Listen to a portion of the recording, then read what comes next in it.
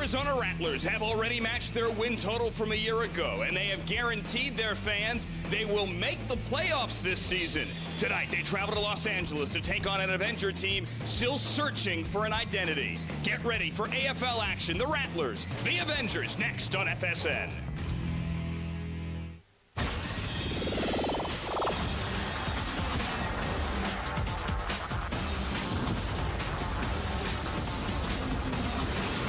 Beautiful night here in Los Angeles. That is outside Staples Center. We are inside Staples Center. The 4-4 Arizona Rattlers and the 3-6 Los Angeles Avengers. A rematch from Week 2, a game in which LA went on the road and won in Phoenix. But two totally different teams than the meeting Week 2. Along with John Jackson, I'm Andrew Siciliano. Welcome inside Staples Center. As always, JJ, the AFL begins and it ends with the quarterback. When Lane Campbell starts and finishes for the Rattlers, this team is 3-1. Well, head coach Kevin Guy and the coaching staff made a decision early to go with a lot of young players in Arizona, revamp this team, so to speak, and Lane Campbell is one of those talented players. As you mentioned, when he is able to finish games, he has been outstanding. 62% completion percentage. The one thing they like about Campbell's decision-making, last week he threw 5 touchdowns, 0 interceptions. Is that efficiency that they like in this young quarterback? All right, that's the Arizona side. On the LA side, 2 quarterbacks. The numbers, as you can see, are very, very similar, but tonight it's not Sonny Cumbie. It's going to be Tim Hicks who gets his 5th start. Well, you mentioned the numbers being similar. There's only 2 teams in the entire AFL that's known for more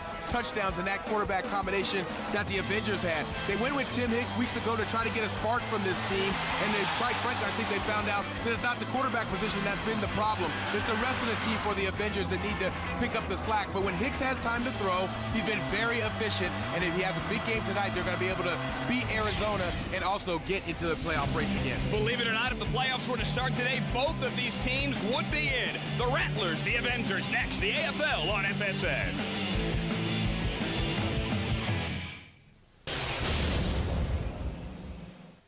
I got ADT because my neighbors were robbed, but ADT did a lot more than protect me from burglaries. My dog was all alone when the fire broke out. ADT acted fast and called the fire department. They saved my home and her life. Every day, ADT is there for our customers with an easy way to arm and disarm your system, plus fast alarm response from our advanced network of monitoring centers. Call now and save over $250 when you buy ADT's family package. ADT, always there. Success rarely happens on the first try. To achieve your goals, you have to stay focused, practice hard, and learn from your mistakes. Every situation, every game presents a new challenge, but never quit. Your hard work will pay off. Perseverance is just one of the lessons we learn from this great game of football. Learn how you can play, coach, or volunteer for youth football. Visit usafootball.com for more information.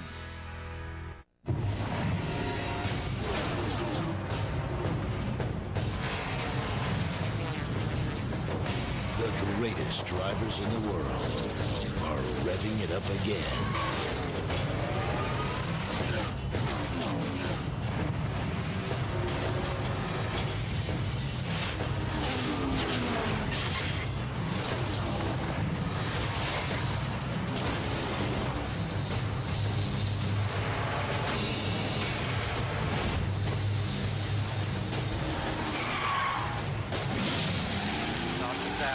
Down. Hold it straight there. Hold it straight.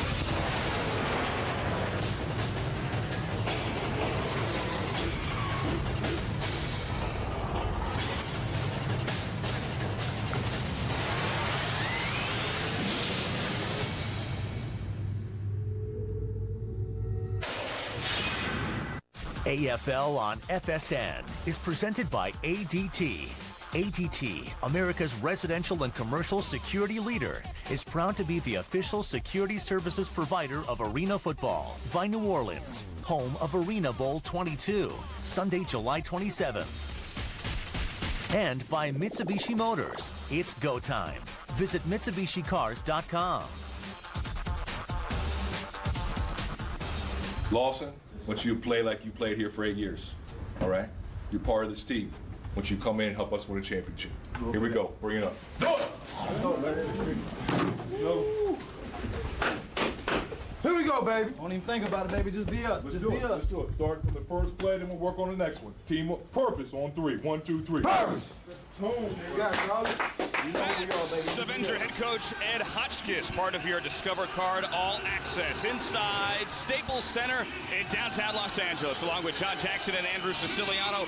Welcome to the AFL on FSN. Kevin Guy in his first season as head coach of the Arizona Rattlers won an Arena Bowl ring last year as defensive coordinator of the San Jose SaberCats.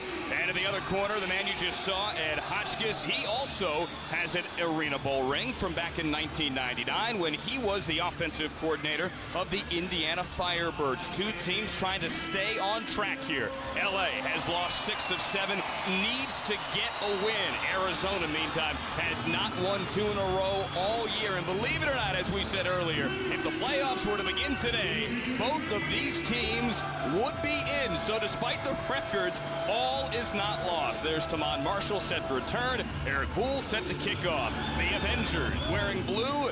Arizona kicking off wearing white on the road. And we are underway here in LA. That's going to go off the backboards, your MitsubishiMotors.com backboard. And Arizona will be on defense first. LA on offense first. Let's take a look at these lineups, shall we? For the Avengers and the Rattlers, a divisional matchup. Here we have Tim Hicks at the quarterback. It's his 5th start of the season, JJ. And I'm not saying it's going to be a quick hook today. Tim Hicks is the quarterback for this team, but he needs to show that he can get this job done. Well, as we talked about in the open, the quarterback position for the Avengers has really played well for the most part. The problem has been the protection. They get Gray Krause back today, so we'll see if they're able to protect the quarterback better than they have in weeks past. Keep it simple. Tim Hicks there at the short drop. Hits Tamon Marshall. He's one of the starting wide receivers for the Avengers. And here are your Spalding lineups. Most notable here, it's Kevin Ingram back on offense full-time, JJ. Yeah, to get K.I. back on the offensive side of the ball has to be a huge spark for this offense. You take a look at the offensive line. This is where the game's going to be won or lost for the Avengers. They have to protect the quarterback tonight, and those 3 guys are responsible for doing that. Greg Krause is back 9 times. Hicks has been sacked this year. There, he fires to Marshall again. Nice catch up against the wall, and that is going to be a catch and a first down. Let's take a look at the lineups on the other side of the ball. The Arizona defense, your Spalding lineups. Most notably, it's Christo Bruce wearing number 93 at linebacker. Well, he's a load at that middle linebacker position. 6'6", 270 pounds, only a rookie in the AFL. Isaiah Trufant in the middle. He has 2 INTs for that Arizona back line. So he set downs to completions early on for Tim Hicks. Hard count. That's Kevin Ingram back in motion. Former Iron Man of the Year, but instead it's LaShawn Ward to the outside, but there is a flag down on the play.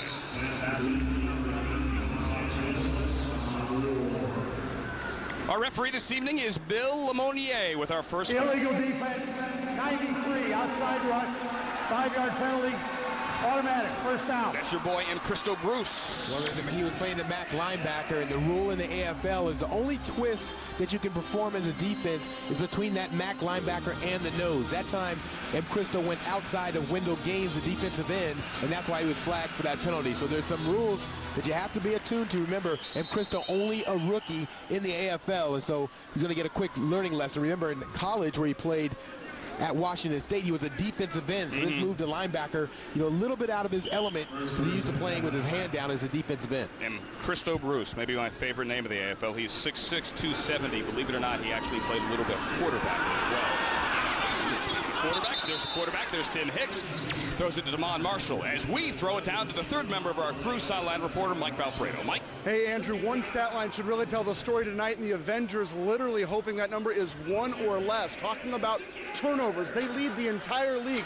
28 giveaways, 24 of those coming in their 6 losses, and just 4 in their 3 wins. So if they can keep it at 1 or less, the Avengers likely going to buck the trend and win tonight. Guys? Thanks, MVP.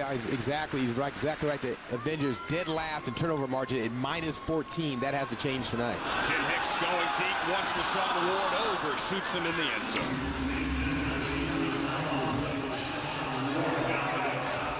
So it's going to bring up a 3rd and 10. First drive of the game for the Avengers. What do you think of the powder blue, the UCLA Blues coming out tonight, JJ? Well, of course, as a USC guy. I have a little bit of bias to the UCLA Blues, but understood Casey Wasserman, the owner of the Avengers, he likes that powder blue color, so he rightfully so puts his team in that powder blue, especially tonight when they need to win. So we'll see if the crosstown rivals can help them and give them a little karma, good karma tonight to get a victory. There's Here's Tim Hicks on third down, steps up in the pocket, has some time, now guns over the middle. There's a first down. There's Tamon Marshall. That's going to be a red zone situation as Marshall takes it inside the 5, gets hit hard, but hangs on. It's been all Tamon Marshall early on.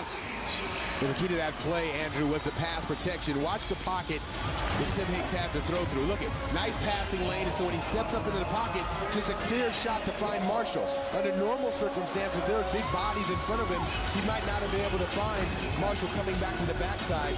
That time, the offensive line did a nice job protecting. Hicks able to step up and finds a wide open Marshall to get the Avengers down into the red zone. Goes for 22 yards. McKenzie on the tackle, now from the 5. Hit, flushed out, throws, and complete. Wanted Tamon Marshall. He wanted a flag.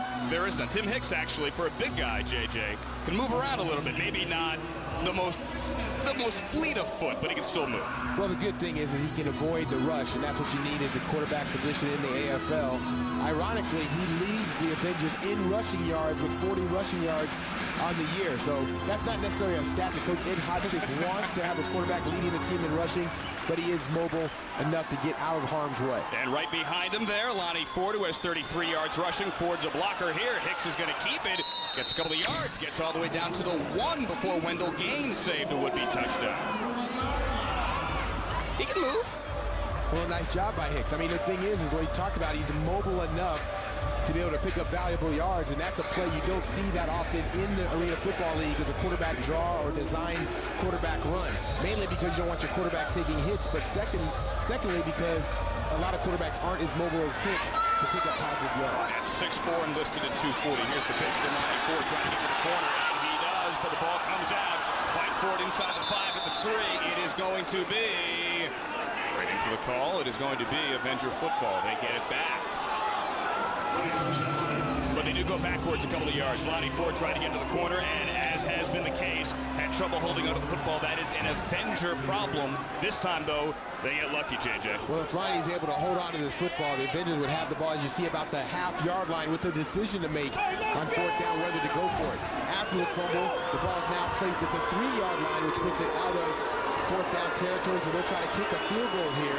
Remember, in the AFL, it's all about stops. Often, many head coaches will tell you field goals are considered stops if they can hold the team to 3 points. Tyler Fredrickson with his first field goal try for the Avengers. It's up, and it's good from 18 yards. So call it a stop, or call it points. LA on the board early at home. That first drive gets 3. Arizona football when we come back at Staples Center.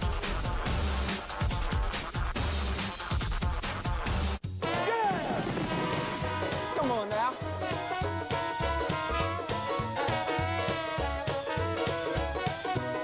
I love it.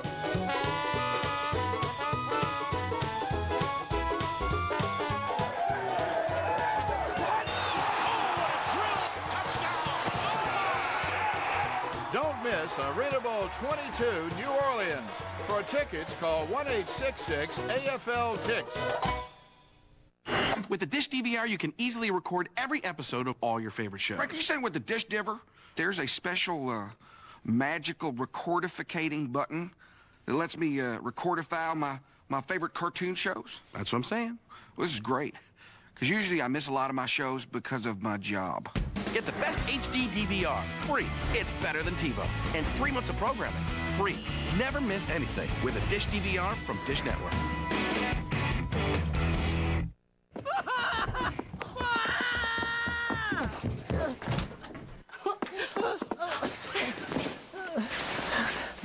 Gotcha. Whoa. Hello there.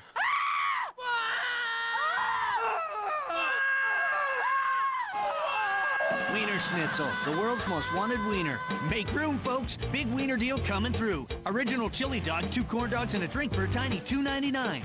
Hurry in. Inside Staples Center in Los Angeles, 9:31 remaining in the first quarter. The LA Avengers out to the early lead, 3-0. That man you see right there, Tyler Fredrickson, boots an 18-yard field goal, his first as a member of the Avengers, and now set to kick off. Back to return on the other side of things, Trandon Harvey Trandon Harvey, who has 2 touchdown returns already this year, one of them a 58-yarder. He actually has kickoff returns for touchdowns in 2 consecutive games. And he's going to get a chance here. Harvey turns around, takes it high off the net, brings it out. At the goal line at the 5.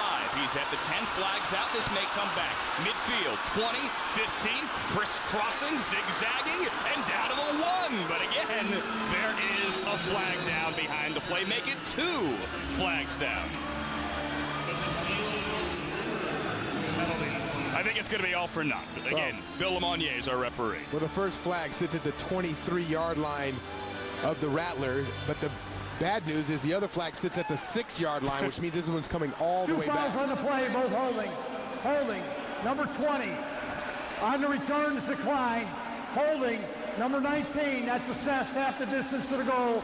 First down. Jarian James is the one they're going to actually apply. You know, it's funny, JJ, you say, I hate to have a great return wasted. Or you can say, well, that's the reason there's a great return. As we see Lane Campbell coming out, the quarterback for the Arizona Rattlers. He is officially 3-2 as a starter. However, he is 3-1 when he starts and finishes. In week 2, he couldn't finish against the Avengers as LA won in Arizona. Well, you see what he did last week with those 5 touchdowns against Georgia. That's what has Kevin Guy and his coaching staff so excited about his play.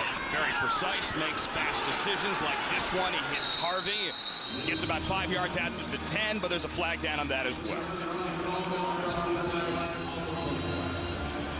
See a face mask there? Yeah, definitely. When the head jerks around. Incidental face mask on the tackle, 5-yard penalty, remains first down.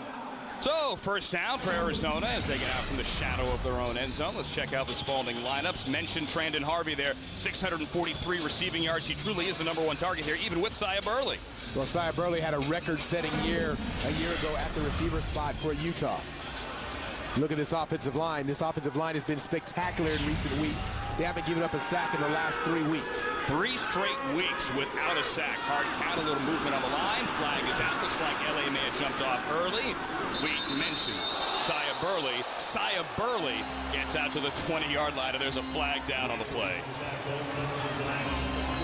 Welcome to the AFL, along with Mike Valpredo and John Jackson. I'm Andrew Siciliano. We are here inside Staples Center in Los Angeles. First possession for Arizona. Thanks for joining us. LA got the ball first and got a field goal out of it. Number 11 on the defense, linebacker, moving forward at the snap. That's an illegal formation. 5-yard penalty, still first down. That's Brandon Perkins. He's been moving around from the MAC linebacker, Jack linebacker position. He has played both. He's going to go to the MAC today as Jared Hicks, number 18, is playing the Jack. And they need a little bit of flexibility in that linebacker spot. They have inserted Hicks to the Jack linebacker spot, hoping that he would be able to get under some passes, tip some balls away. He's been primarily used as a receiver so far this year. Here's Campbell from the 20, new set of downs. Campbell with time, throws deep down the sideline, middle of the end zone, and a touchdown. That's Todd DeVoe, a touchdown, and Arizona is on the board. A 30-yard hookup from Campbell to DeVoe, his 3rd touchdown of the year. Just a beautiful ball by Campbell. He had to move out of the pocket flush, but when he was, now he has a clear shot down the field, puts it up deep to DeVoe, and good concentration by DeVoe, going full speed, knowing the boards are in front of him. Takes a tremendous amount of concentration to bring that ball in. DeVoe did a nice job. Yeah, he's a big guy too, 6'2", 200, came underneath it, saw the boards, brought it down for the touchdown. Extra point is up and good, so Arizona has the lead here, 7-3. We have 7:31 remaining. First quarter, Staples Center in Los Angeles. A divisional battle. The Rattlers, the Avengers, and the Rattlers are in the end zone on FSN.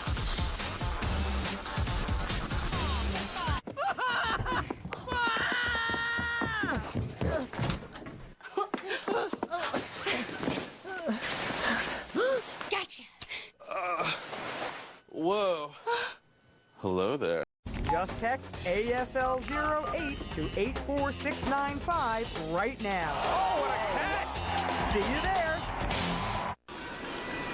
Todd DeVoe, the only touchdown of this game early on. 7:31 remaining in the first quarter. DeVoe, a 30-yard hookup with Lane Campbell. And it's Arizona out to the early lead here in Los Angeles, 7-3. 3 plays, 47 yards. It took only a minute and 46. You know, last week, Lane Campbell, the first 3 passes he threw, all went for touchdowns. 3 one-play drives. So I guess, JJ, maybe a modest victory for LA that they actually dragged Arizona out 3 plays. Well, that actually was an Arizona Rattler record as well as an AFL record for scoring the first 3 plays of the game, and just an explosive start for the Arizona Rattlers as they continue today as well. And it's all predicated by the protection by that offensive line. When they protect Campbell, they're very dangerous. Here's Tamon Marshall. Kickoff return. Has 1 return for a touchdown this year. He's not going to get 2 here as he's brought down by McKenzie right on the goal line. LA's going to have it on its 1, maybe the 2-yard line. Let's take a look at the standings now, shall we? The Mitsubishi Motors Western Division standings. As you can see, if the playoffs were to start today, both Arizona and LA would be in. San Jose has lost already tonight to Orlando to fall to 5-5. Yeah, that loss to San Jose puts Arizona in position to take possession of first place after tonight. And, you know, they didn't think that was going to be the case because San Jose, being the defending AFL champions, you thought that they would be well on their way and have a good record at this point in the season, but they have faltered badly. So at 5-5, and that loss, by the way, to San Jose was to Orlando. At 5-5, this division is still up for grabs for either Los Angeles, Arizona, or San Jose. Legal motion going to back it up. Ed Hotchkiss met with his team this week, said it's all about focus. It's all about realizing that regardless of how bad this season has been, you can still make the postseason. And while that might not sound exciting, the fact is this team is still very, very much alive as Tim Hicks overthrows LaShawn Ward. I know this sounds weird, JJ. Look at the numbers. You say these shouldn't be playoff teams, but let's face it, they are playoff teams. I mean, this could be a matchup we see in the postseason. Well, and I think that both teams need to remember that, although both teams are really frustrated at this point, you know, Arizona being at 500 and Avengers being below 500, they need to realize what's in front of them. That is the ultimate goal. The thing is, in the playoffs, as you find in the AFL, it's not necessarily the best team that wins every year. It's a team that goes in as the hottest team, and that's what both these teams are looking for as you try to get hot. Tim Hicks overthrows Tamon Marshall, who was running free down the left sideline. It's all about the touch on the deep ball here. I know we talked about it a couple of weeks back.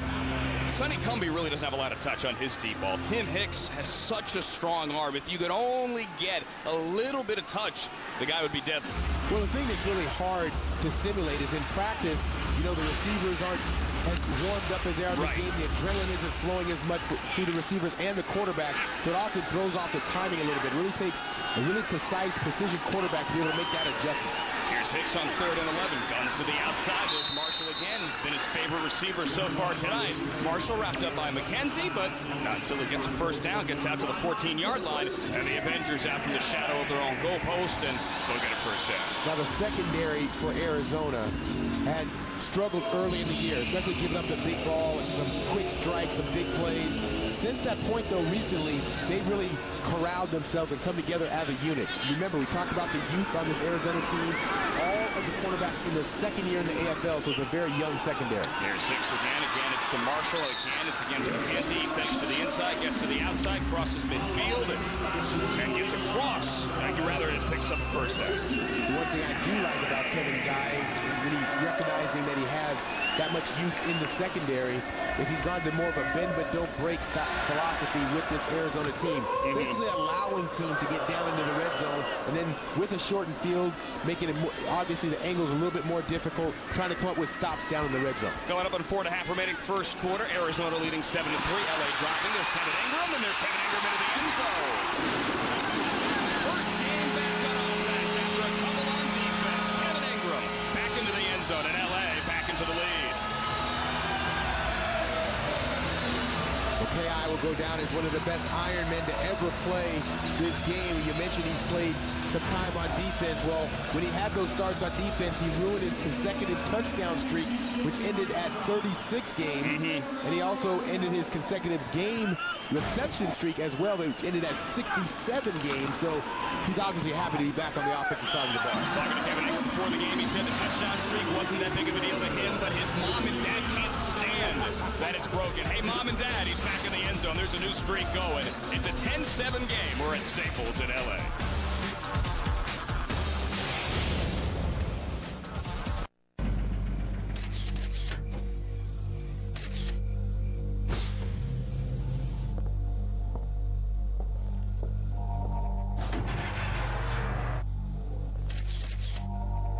You know what? You've earned this.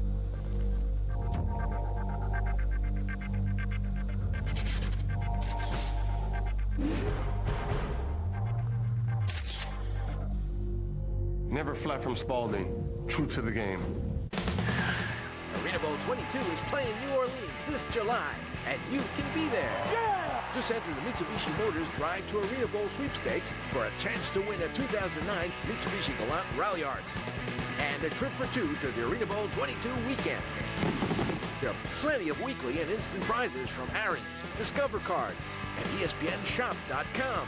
So don't be left on the sidelines. Enter to win today at arenabowl.com/drive. I got ADT because my neighbors were robbed. But ADT did a lot more than protect me from burglaries. My dog was all alone when the fire broke out. ADT acted fast and called the fire department. They saved my home and her life.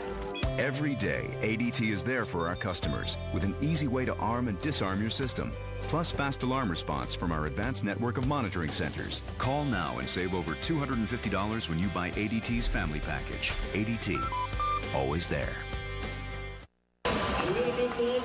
It's a 5-play, 48-yard drive. Took 3 1/4 off the board. Kevin Ingram, a 20-yard touchdown from Tim Hicks. And L.A. out to a lead 10-7 on Arizona here. The AFL on FSN. Kickoff. Harvey to return. He returned it to the 1 last time before a couple of flags moved him all the way back to the 5, and there's a flag down again. However, this time he only made it out to the 11-yard line, so this time he's not going to be that disappointed that he almost lost a touchdown. I think he'll get a little bit of help here with the inadvertent face mask if I saw it correctly. Incidental face mask, defense under a kicking team. 5-yard stack down, first down. Even got the incidental part of it right, too. That's good work out of you. Very good work out of you. 10-7, LA has the lead as Arizona sets for its second possession. Here are your Spalding lineups on the defensive side for Los Angeles. Notable there, the linebacker switch. Notable in the secondary, JJ. Clarence Lawson's there playing DB. Well, they're going to need a boost from Clarence Lawson. You'll see him on the boundary side for the most part today, but they need to come up with some stops. They brought Lawson in as that guy to try to shut some teams down. Lawson, 4 seasons with Arizona, 16 career INTs. Down to the sideline, Mike Alfredo. Andrew, I spoke with Rattlers quarterback Lane Campbell after the last possession. You guys mentioned the 3 straight possessions with touchdowns on the first play. He has all the confidence in the world right now in their offense and really feels like he can pick apart this Avengers secondary. I did talk with Tim Hicks as he came off the field for the Avengers. Guys, confidence is high on both sides. Hicks feels the exact same way and said, if we don't turn the ball over, there's no chance these guys can stop us. All right, Mike, thank you. You know, there's no reason Lane Campbell shouldn't be confident. We mentioned the 3 touchdown drives, 3 touchdown passes, only 3 passes to start the game last week. But again, it's about the number 3, where he has not been 5-yard sacked. penalty. Still second down. Penalty on LA. He has not been sacked in 3 games, JJ. When you have a quarterback back there that knows he's going to get protected, he's comfortable. Well, the other stat that he's also looking at is the fact the Avengers have given up 70 or more points 4 different times this year. So when you know you have some protection, you're also going against a defense that's been giving up a lot of points. You feel confident as a quarterback. The Avengers gave up 70 last week as they lost up north in San Jose, 70-42. 2nd and 3, just shy of midfield. That's a handoff, pushing the pile. Chris Robinson is free at the 15. Robinson bowling over tacklers and getting inside the 10. He had 3 touchdowns last week, and here he almost busted out another one. Exactly right. 3 rushing touchdowns against Georgia. His first 3 touchdown game of his career. But how about Robinson, and how tough is he to bring down at 272 pounds? You can see what happens when he breaks that first level and gets in the secondary. He's up with a bunch of little guys. He has Wheeler, he has Lawson, he has Mays, all those guys under 200 pounds trying to bring him down. That went for 22 yards. Campbell now. 1st and goal. Throw to the outside. That's Saya Burley. That's a touchdown. And there's a flag down as well. So let's wait on it before there's any touchdown celebration. Brandon Perkins says it's going against Arizona. Let's see what Bill Lemonnier has to say.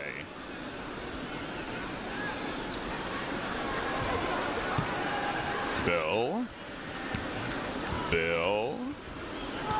Offense, offside, number 5. 5-yard penalty, previous spot. Still first down. Had to think about it a little bit. The man who caught the touchdown, Saya Burley, a former member of this LA team, now with Arizona, called for getting offsides. With all the penalties that are called in the AFL, you seldomly see that offside Almost never. man called. A lot of times they get away from it, especially veterans like Saya Burley's been around for a long time. So I guess it's sort of justice there. He was offside, he negated his own touchdown. Saya Burley averages 10 catches and 3.5 touchdowns a game in his career against this LA team. Campbell, Hennessy throws, almost had it picked off. And if Terrell Mays had gotten his hands on that, he had clear sailing down the sideline. It was a good job of getting some pressure in the middle. That's Jason Stewart for the Avengers, the nose guard at 335 pounds. He's able to push that line right back into Campbell and really not give him any passing lanes to throw through. And it makes it very difficult on the quarterback. The offensive line gets a good push against, the defensive line gets a good push against that offensive line and gets in the face of the quarterback to make it very difficult for him to step up and make throws. Stewart has 2 sacks on the year, back now on the 12. This is a 2nd and goal situation. Campbell under pressure, throws to the corner. Another flag is out. He wanted Harvey Mays on the coverage. It's in. Complete. A lot of laundry already, JJ. A lot of penalties, and I think that both teams looking to try to get off to a good start. Obviously, Arizona figuring they can have some success. Holding, number 1 in the defense, half the distance to the goal. Automatic, first down. You know, you hate to see that. From the LA perspective here, you back them up, you make it 2nd and goal from the 12, and then you give them the yardage right back. Take a look at Mays. He's got to be number 1 on the left side of your screen, and they're going to get him right there. Yep. For holding. Now, not much holding. He's a little hand on the back, and we got caught nonetheless. So, penalty for the Avengers. You see a lot of laundry, as you mentioned, Andrew. 9 penalties so far. We're just through the first quarter. Clock winding down inside of 10 seconds remaining in the first quarter. 9 penalties already. It's a 10-7 game. LA on top of Arizona as the Rattlers take a timeout. Their first team timeout, a 30-second timeout. First time down the field, Lane Campbell led his team into the end zone. A touchdown on Todd DeVoe. To Todd DeVoe, I beg your pardon. LA also got back in the end zone. The other side, Tim Hicks throwing one to Kevin Ingram. Skip Foster, what's he talking to his quarterback here? Well, you want to make sure that Campbell understands the situation. I mean, they're first down at the 6, so there's plenty of opportunities. But this is the most difficult part of the field to try to score in the Arena Football League. This is actually where the Avengers want to allow Arizona to get down into this red zone because it tightens the quarters, makes it much more difficult to complete passes. Remember, Rattler fans, best way to get tickets. 2 ways, 602-379-2333, or log on azrattlers.com, the magic of the internet, azrattlers.com, and check out the playoff guaranteed Arizona Rattlers. Yes, the playoff guaranteed, JJ. Arizona Rattlers. You don't make the playoff, season ticket holders, you're getting your money back. You know, when I read about that this week, I thought that was the best thing I've ever heard. The first time it's ever been done, by the way, in professional sports history. The owner bets that any season ticket holder, if the Rattlers do not make the playoffs, full refund. That's a lot of money. That's a lot of money. I mean, we're talking. I don't know. Do we have an official number on that? Can I get MVP about that? Can I get an abacus over here? Maybe we can figure out the numbers. Either way, season ticket holders, this team doesn't make the postseason. You're getting your money back. 7 seconds remaining here in the first quarter. This is a 1st and goal on the 6-yard line. Saya Burley, the motion man, bottom of your screen. Campbell looks that way. Guns, caught, touchdown. Arizona gets another one to Todd DeVoe. And the Rattlers jump up in front again, 13-10.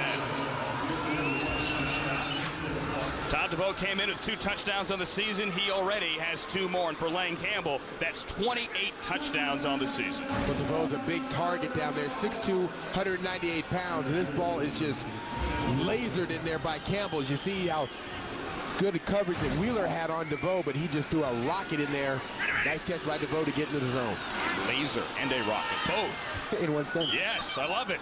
Point after by Eric Cool is up, and it is good, and that is the end of a quarter of football. 15 down, 45 minutes to go at Staples Center in Los Angeles. The Rattlers have come into Staples and taken the early lead. 14-10 over the Avengers. A battle in the West. 1 quarter down, 3 more remaining. It's the AFL. Have fun. Saturday night on FSN.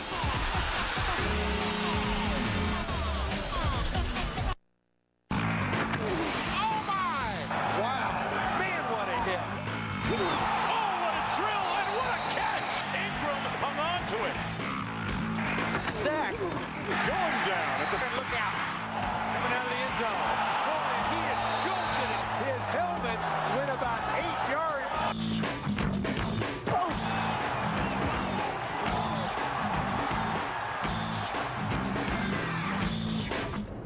Why are energy drinks bad? 12 spoons of sugar? That's bad. 200 calories? Bad. Guarana? Tisk, tisk. Good for a short jittery burst, then a debilitating crash. So don't drink energy drinks. Drink 5-Hour Energy. It's not a drink, more like a sip. But with that sip, you'll feel alert and focused for hours, without the crash or jitters. It has 0 sugar, only 4 calories, and no guarana. 5-Hour Energy. Hours of energy now, no crash later. Over the last 14 years, I've seen the passion Tempe has for college baseball. And anyone who stepped into our tremendous stadium can answer the question, are you part of the Sun Devil tradition? I am. I am. I am. I am. Luis Gonzalez, part of the Sun Devil baseball tradition? That's right. I am. Well, there's some great Sun Devils, and they were just here at ASU not more than 2-3 years ago. So see future major leaguers out here every day.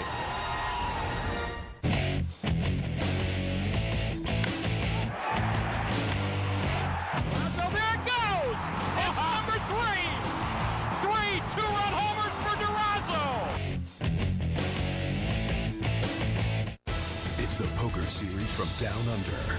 The world's top players battle for a total purse of over $7 million. This is a good time to get lucky. FullTiltPoker.net presents Aussie Millions. Continues tonight on FSN.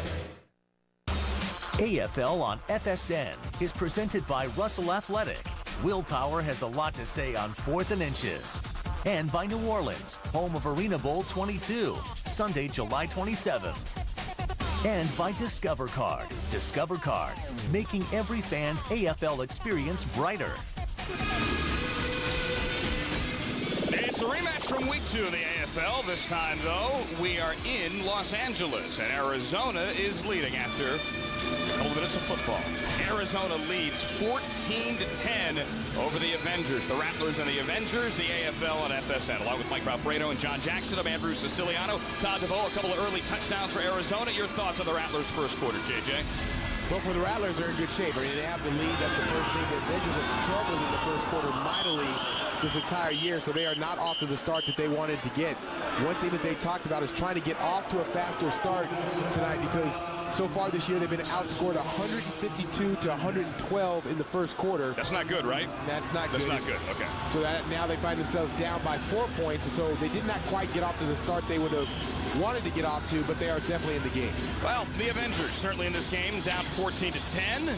As we open up the second quarter, you see Tim Hicks earlier, a touchdown to Kevin Ingram, also a field goal for LA. And starting after the touchback there, Pham reached out to that ball from the 5-yard line. Tim Hicks throws to the outside again. That's Tamon Marshall, who has been the favorite target so far today. Good to see Marshall getting involved in the offense, 58 catches. He is already about to shatter every single LA Avenger all-purpose yardage record. He may not be that lightning bolt on special teams yet, but certainly on offense, he has been steady and sure the whole way. Well, he came in with 1,821 yards of all-purpose yardage, number 2 in the AFL, and no Avengers had over 2,000 yards ever in the history of the franchise, so he's well on his way past that 2,000 mark.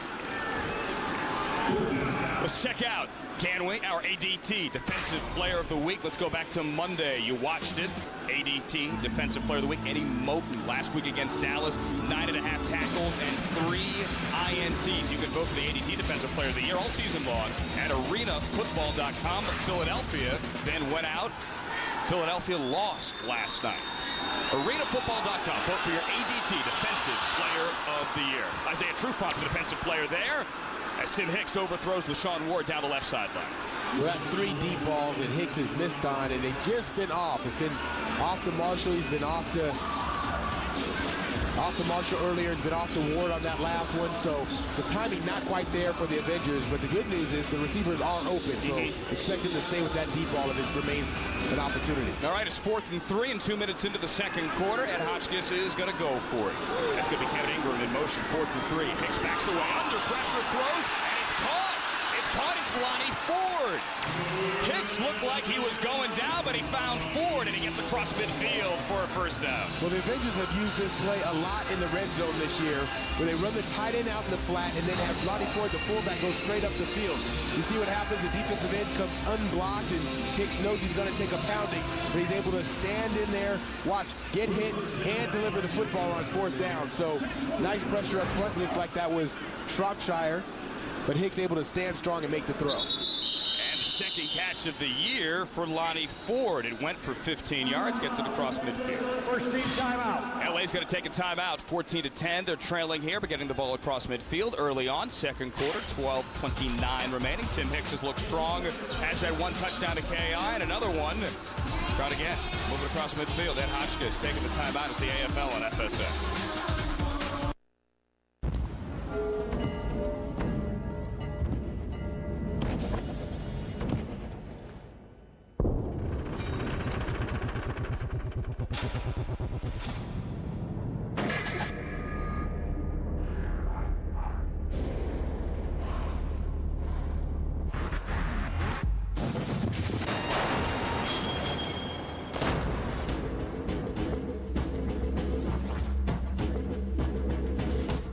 I love it. Open my present next. It's a singing toaster. It's a singing toaster. Wow. It wasn't on the registry, but I knew you'd love it. Thanks. Thanks a million. At Casino Arizona, when we say thanks a million, we mean it. This year, we're giving away millions in cash and prizes to celebrate our 10th anniversary. Casino Arizona, what are you waiting for?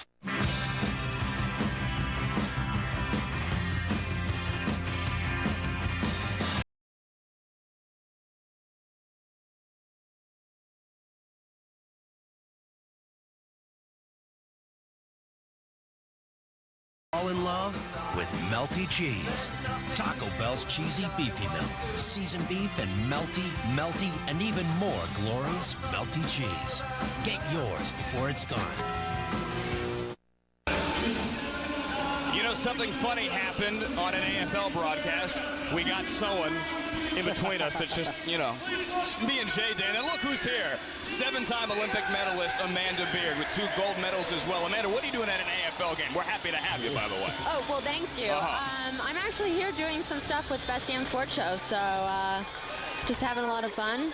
Checking out. First time ever coming to an arena football game. On your way to Beijing, you're trying to get the AFL and Olympic sport, right? You know what? I went out onto the field, and I actually made a couple field goals, so I might be back for the Avengers next year. How about kicking an extra point? Because Kevin Ingram's into the end zone. Maybe we can get you out there to kick the extra point. They need me on the field. Would that work? Yeah. Now, you made him from, what, 20 yards? Yeah, right about 20 yards. That's pretty much JJ extra point range, isn't it? I saw her kicking him. She had plenty of leg. It could have been good from 30. Oh, yeah. No contest. And this wasn't much of a contest either, as Ingram gets a second TD of the game. Well, there's been several balls that Hicks has missed on down the field. That time he hooks up with Ingram for a touchdown. The Avengers answer right back. Extra point is up and good, and the Avengers jump out in front, 17-14. Along with John Jackson, Mike Valparaido's down to the sideline. Amanda Beard is here yet again, and Amanda, you are training to head to Beijing to represent the United States yet again. How's the training going? Oh man, it's difficult. We have I'm training about 6 to 8 hours a day right now, and I'm surprised I'm awake, actually. Right. You look great. You look awake. Thanks. Well, I have to ask you about Best Damn Sports Show, because Rodney Peete was my quarterback in college.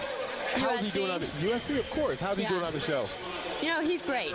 Come on. He's a goofball. You know what? I actually took him to the pool and tried to get him to swim. Oh, yeah, he can't swim. It was bad. Yeah, it was real bad. Yeah, he can't swim. No, not at all. Now, Amanda, what's more fun? Best Damn Sports Show, the AFL, or a modeling career? For me or for other people? For me? How about for you? We're only concerned about you.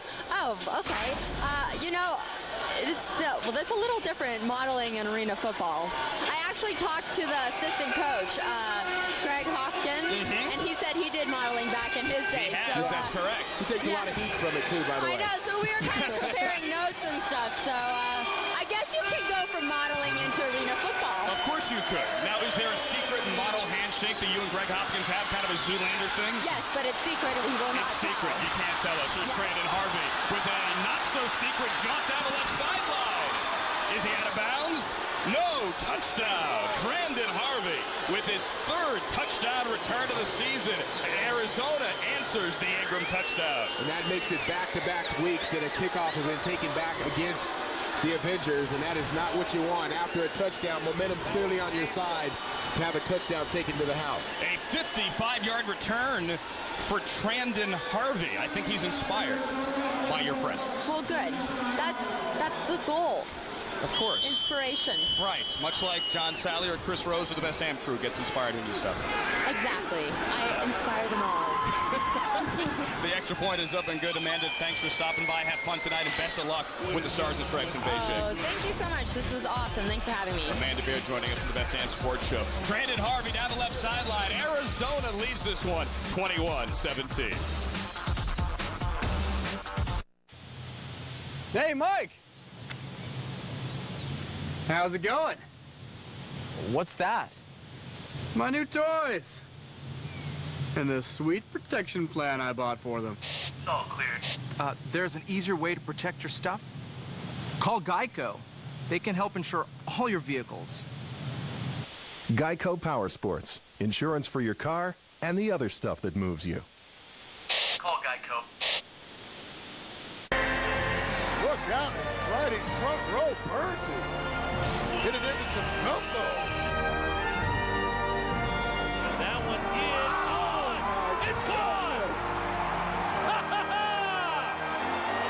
Wow.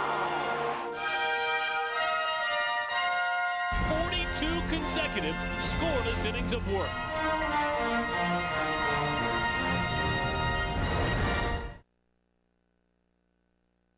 Tonight on the Final Score presented by DirecTV, the NBA playoffs move on to the conference semifinals as the defending champion Spurs face the Hornets in Game 1. Plus, the most coveted horse race is finally here. Who will ride to victory at Churchill Downs in this year's Kentucky Derby? And Brandon Webb looks to go 7-0 as the first-place Diamondbacks take on the hard-hitting Mets. For all the day's highlights, in 30 minutes, it's the Final Score.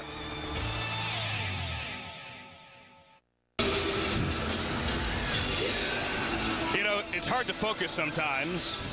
LA Avengers owner Casey Wasserman all week has said you have to play with a sense of purpose. I think John Jackson and yours truly, Andrew Siciliano, we now have to have a sense of purpose and focus after Amanda Beard joined us for a couple of minutes of football there. JJ, you okay? Well, I would tell you how it felt to ask her a question, but you didn't let me get a word in edgewise. What do you mean? You asked about Rodney Pete. I would tell you I learned something from that interview, but I did not, because I didn't get to ask any questions. I'm sorry. Was I a mic hog? Was I a mic hog? I asked her off camera. Don't worry about it. Tamon Marshall brings it out to the 13. Hey, we can fight about it if you want. No, that's okay. I mean, you're bigger than me. You want to arm wrestle? I figured you'd win. Maybe. Maybe, just maybe. First down. Penalty afterwards brings it out to the 23-yard line. Good to have Amanda here. Good to see her regularly on the Best Damn Sports Show as well on FSN. You know, one of the things that I asked Amanda was about, the Olympics themselves. Is, now is she's at a point, because all the things she has outside of sports, is it to the point now where she's tired of competing? She says, not at all. She loves training, believe it or not, 6, 7, 8 hours a day. So, I guess that's one thing. When you have the athlete in, you want to stay with it. Tim Hicks under pressure. He's going to go down on the 16-yard line. Let's get on Mike Valpredo for our Discover Card All Access. And poor Amanda Beard, guys, she couldn't get in there very long to talk because Brandon Harvey here. What do you see in your fourth kickoff return for a touchdown? Why is this coming so easy for you? It's all reaction. I see a lot of people coming at me, and I run scared out there. I'm running to not get hit. It's all reaction. I just see the hole and I hit it. Brandon, you guys have not won consecutive games. This team hasn't since 2006. As we watch Avengers run down and score, what would it mean to win 2 in a row? It means everything for our team. Right now, we're just trying to get 2 in a row. Momentum for our next game. And momentum right now with the Avengers, guys. All right, Mike, Brandon, thank you. Tamon Marshall down the sideline for a touchdown. And dare I say that Tamon Marshall and Trandon Harvey are hotter than a jalapeno chicken. Tamon Marshall with a receiving touchdown, his 13th of the season, with 9 minutes remaining. Coming up here in the second quarter. Extra point is up, and the extra point is good. Back and forth we go. The Avengers on top of the Rattlers, 24-21. Watch Tamon Marshall go down the boards, the AFL and FSN. Come on now.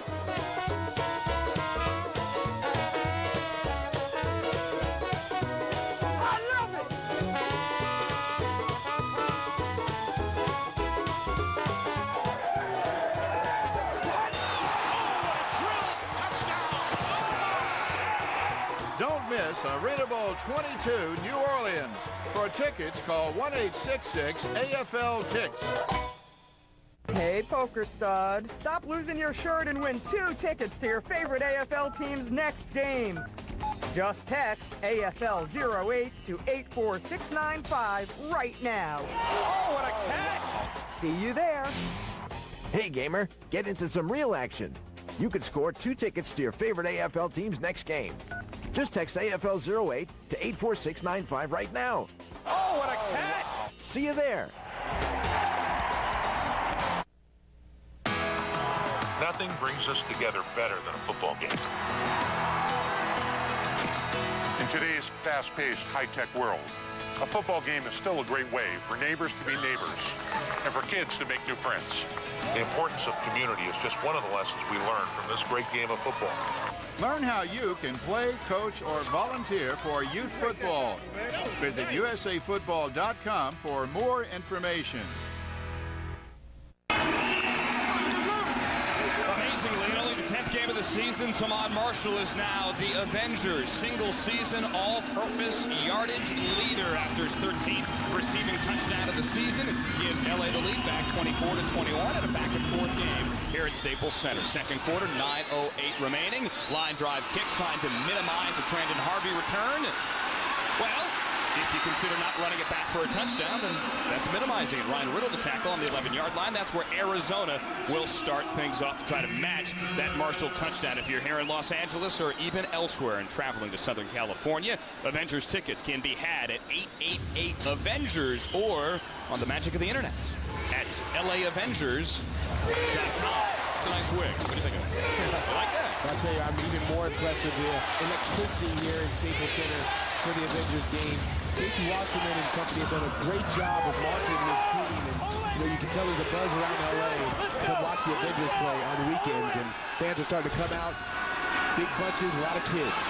Damon Wheeler started to come out as well, going over Sia Burley's back and knocking it away. Sia Burley had so many successful seasons through the AFL. Last year with Utah, 166 catches, 2,129 yards, both AFL records, and 49 touchdowns. This year, we haven't seen those big numbers. He's been bothered by a hamstring, but when he's out there, JJ, he's as dangerous as anybody. Well, and also it's the philosophy of that Utah offense that he was in. I mean, Utah still, although they have not won a game this entire season, amongst the top in the AFL in terms of offensive yardage and production. So it's a very good system that Danny White runs, although it hasn't led to a lot of wins. Burley had 3 touchdowns against LA back in week 2, a game that the Avengers won in Phoenix. There, Campbell backpedaling, and does the smart thing. He throws it away inside of 8 remaining second quarter. Going to bring up a 3rd and 10 from the 12. You see his numbers, 38 catches, and TD catching 42 straight games for Burley. He's actually missed 3 games this year for the Arizona Rattlers, and he still leads the team in touchdown receptions with 14. His only season here in Los Angeles, 0-3 at 9 touchdown catches. The call for noise on the scoreboard. This place gets louder on 3rd and 10 from the 12. Campbell guns it over the middle. Caught by Harvey. There's a flag down back in the offensive backfield. Harvey spin move, and he's down the sideline into the end zone. Woo! I'll tell you what, that one's not going to count. It's going to get called back for a flag, but what an impressive move by Harvey. You know what? I feel bad for the guy. The hold had nothing to do with his effort there, that spin move. That was a sweet move by Harvey. Holding 73. Offense, half the distance to the goal. Still third down. Mascoro gets nailed for the holding penalty. It's going to be on the top right-hand side of your screen. Jeffrey's working against him. You see Mascoro going to pull him down right there by the ankles. The officials on top of it. How about this catch by Harvey? And then this is what I like the best. The spin move. See ya, lift you, and I'm gone. Harvey to the house, and unfortunately it does not count for the Rattlers. Brings up third down once again. Terrell May says, where'd he go? Where'd who go? Brandon Harvey at a wazoo. All right, 3rd and 16. They back up to the 6. Inside of 7 to go now, second quarter. Campbell, play clock winding down, gets it off. Guns, caught. DeVoe, he's across the 20. Can he get to the 22 for that first down? I don't know. It's all going to depend on the spot. Tackle there by Damian Wheeler. I think he's short. Looks like he's only about a yard short, but that makes it a much easier fourth down, or determination to go for it on fourth down, first of all, for Coach Guy, and second of all, easier to convert after they pick up 14 yards on 3rd and 15. Now, it's 4th and 1. Do we see the very rare fullback dive? Do we see a running play here? Or do you keep it the basic offense? You keep it simple, stupid? Well, I think so. I think with Chris Robinson going at 272 pounds, I expect them to pound him over the left side to see if he can get beyond the first down marker. All right, Sia Burley in motion, slot to the left. Campbell is going to throw. 4th down, lofts it, wants Burley. End zone, touchdown. The official fell down. But then he gets up and puts the hands up. But there is a flag down on the LA 18-yard line. Let's wait on it. Although I think this one's going to stand. Yeah, I think they're going to get Damon Wheeler for holding. That's a great matchup in the middle when you have Sia Burley in his 8th year out of Central Florida. Defense, number 2. Penalties decline, plays the touchdown.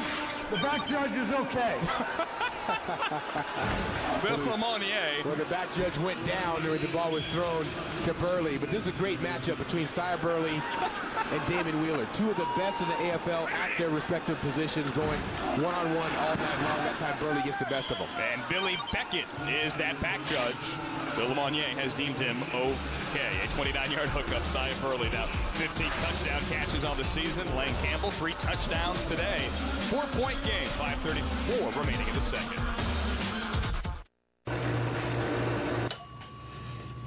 I'll get that. I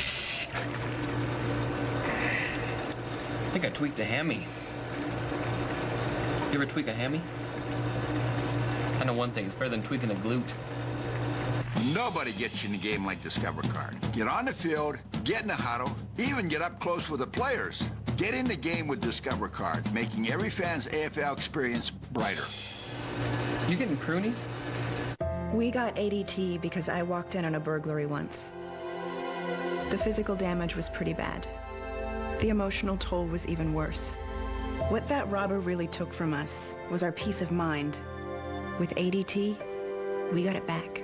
Every 15 seconds, a burglary takes place in the United States. Help protect your family with a fast alarm response of ADT.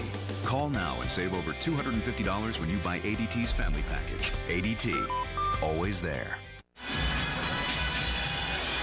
They are dancing at Staples Center in downtown Los Angeles. Maybe a little Saturday night fever for the AFL. 28-24. Arizona leads on the road. The Rattlers over the LA Avengers. Nice haircut. Along with Mike Alfredo and John Jackson, the man Bruce Siciliano. Welcome to Los Angeles. Sia Burley, a 29-yard touchdown catch moments ago. 4 plays, 38 yards.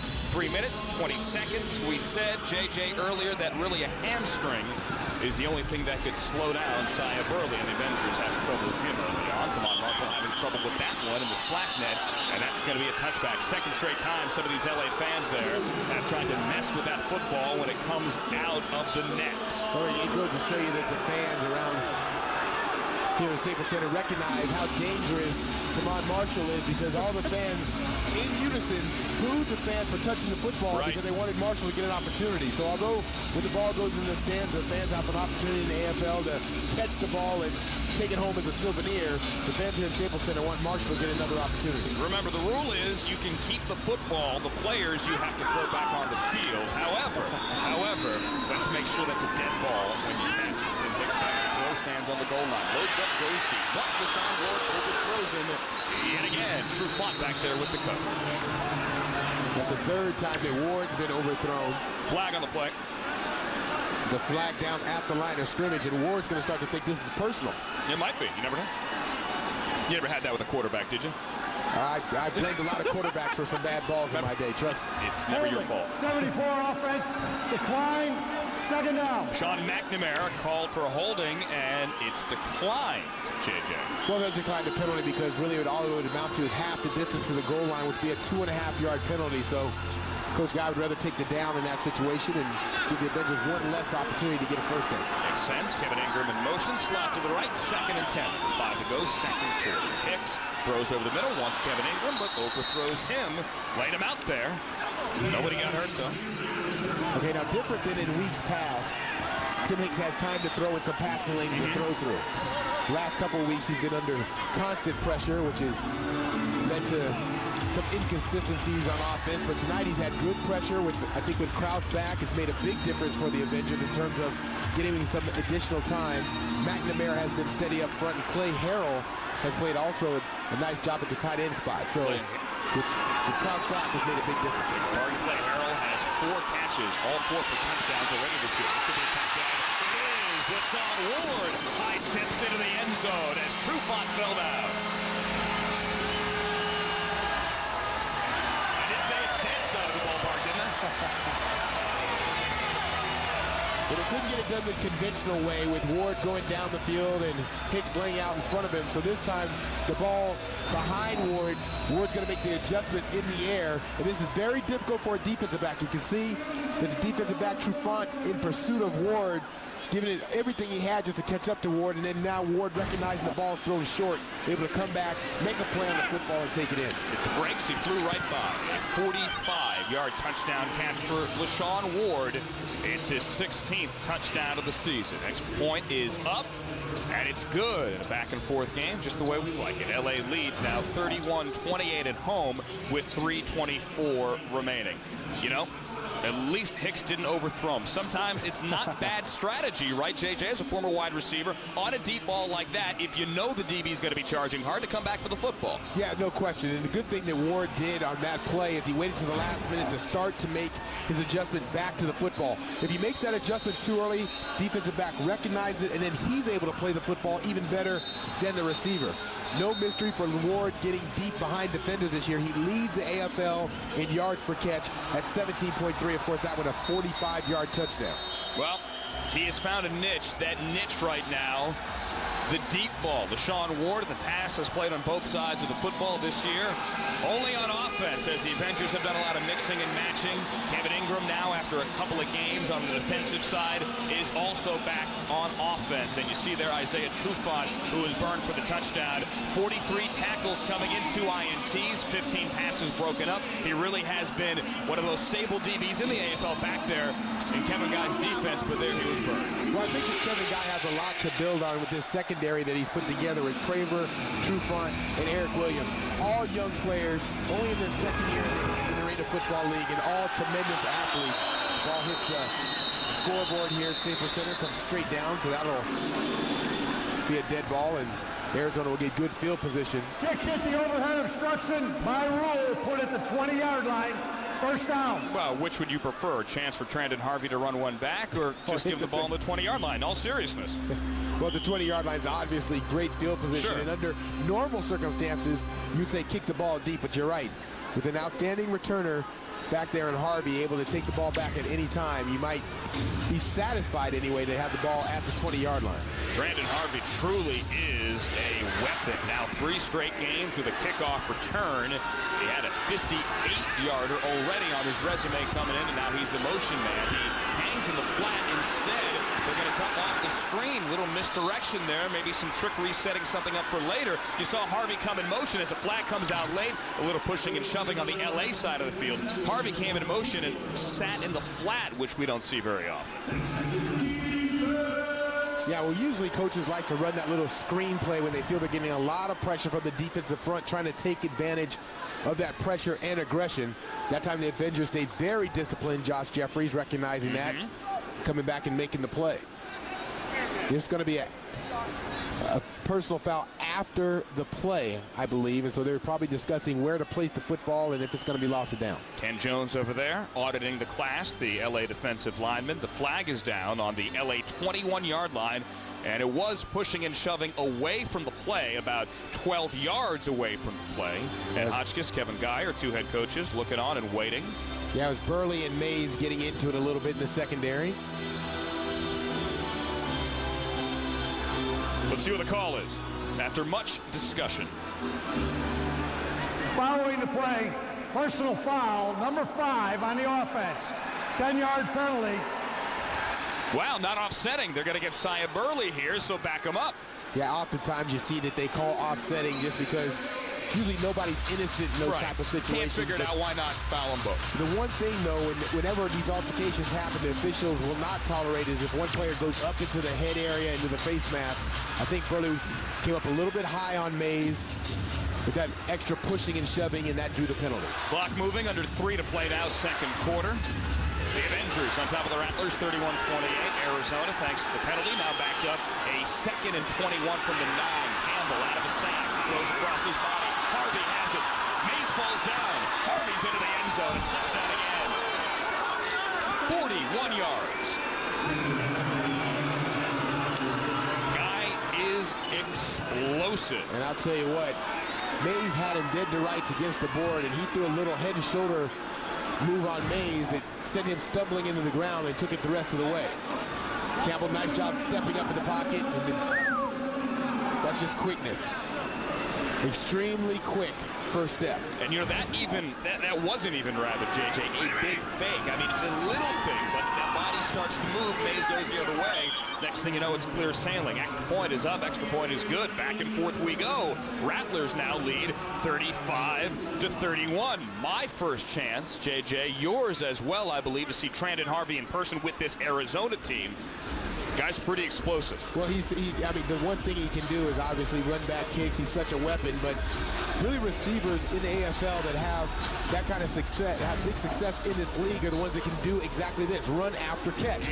Now watch, the catch right here, then the little head and shoulder fake, and Mays might have even just slipped a little bit on the turf, but it's really out of respect for the speed of Harvey as well. Last week, he became the first Rattler since Hunky Cooper to return a kickoff for a touchdown in 2 straight games, obviously earning Iron Man of the game, and he takes one back here as well. So 3 straight games taking kickoff returns back. Pretty good. Not bad. 90 catches last year in Austin for Trandon Harvey. Hey, look at this. Last night, Cleveland beat Philadelphia 67-55. First loss all year for the Philadelphia Soul. Tony Graziani had to come in when Matt DeRazio got banged up in that game. Also, Colorado over Grand Rapids, 63-28 at the Pepsi Center. Yeah, that broke a tie in the AFL Central Division, Colorado beating Grand Rapids, but that is a big win for Cleveland. Cleveland came in here and scored a lot of points against the Avengers, 83, I think, and so they put a lot of points up against Philadelphia, which nobody's been able to do all year, so that ends Philadelphia's run as the last unbeaten team in the AFL. So now every team in the AFL has at least one loss. Philadelphia and Dallas tied in that Eastern Division, both with 1 loss apiece. Tamon Marshall won't get this one. It goes into the stand, so LA will start on the 20-yard line with 1:42 remaining in the second quarter. And more on that, if we could, JJ, that Philadelphia loss. You know, really a short week. They had that huge nationally televised game Monday against Dallas, and then on Friday you have to be in Cleveland. It's only 4 days later. I'm not making excuses for that Philadelphia team, all right? It's never easy to win on the road regardless of your opponent, but that quick turnaround I can't imagine helped. Well, and also the emotion that Dallas game took. I mean, we talked about it. It was on Monday night. It's a big game, and everybody's watching. It's 2 undefeated teams at the time facing off against each other, both in the same division as well. So when you come up with big wins like that, it often takes a lot out of you emotionally. It's tough to recover and come back. Rashawn Ward's in the end zone again.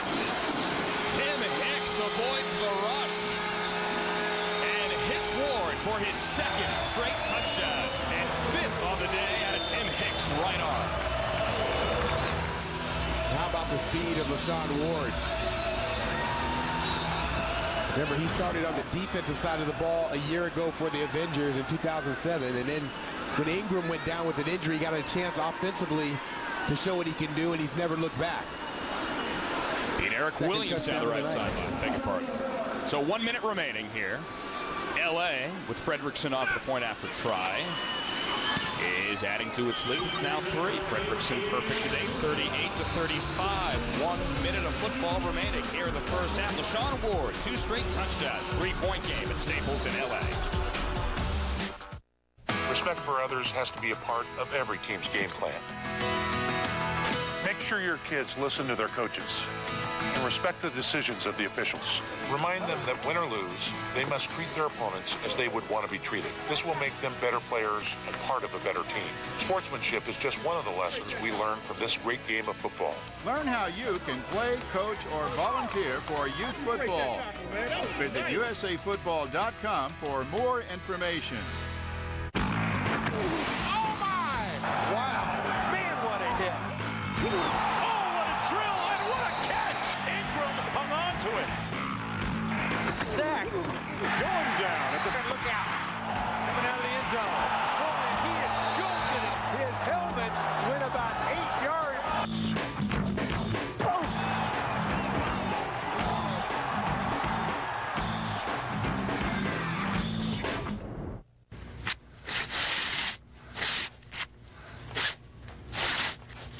Big finish.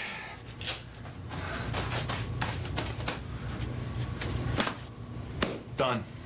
Nobody gets you in a game like Discover Card. With insider cameras that get you closer to the players, into the huddle, onto the sidelines, even up on the Jumbotron. Get in the game with Discover Card, making every fan's AFL experience brighter. Tape? Anybody else need... Dude, you need some tape? Be sure to stick around. Coming up in 1 minute of AFL clock time, your Russell Athletic halftime report included in the Pass the Mic Challenge. You think you can do better than JJ and yours truly? Don't doubt that you can. Well, me at least, not JJ. But don't do it. I need the job. Plays of the week also coming up along with our first half highlights. Again, that's your Russell Athletic, I beg your pardon, halftime report. Coming up.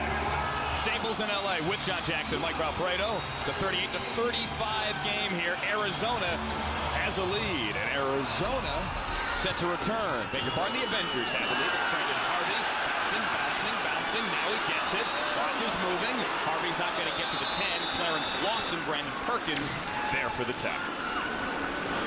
All right, now that we're inside of a minute, very important to manage the clock for both coaches in this situation. Now, if you're Arizona, you want to make sure that you're the last ones to possess the ball. So you have to strike quick here, or you have to try to milk some clock. The Avengers obviously thinking the opposite. They're going to try to conserve some time so they can get one more opportunity with the football.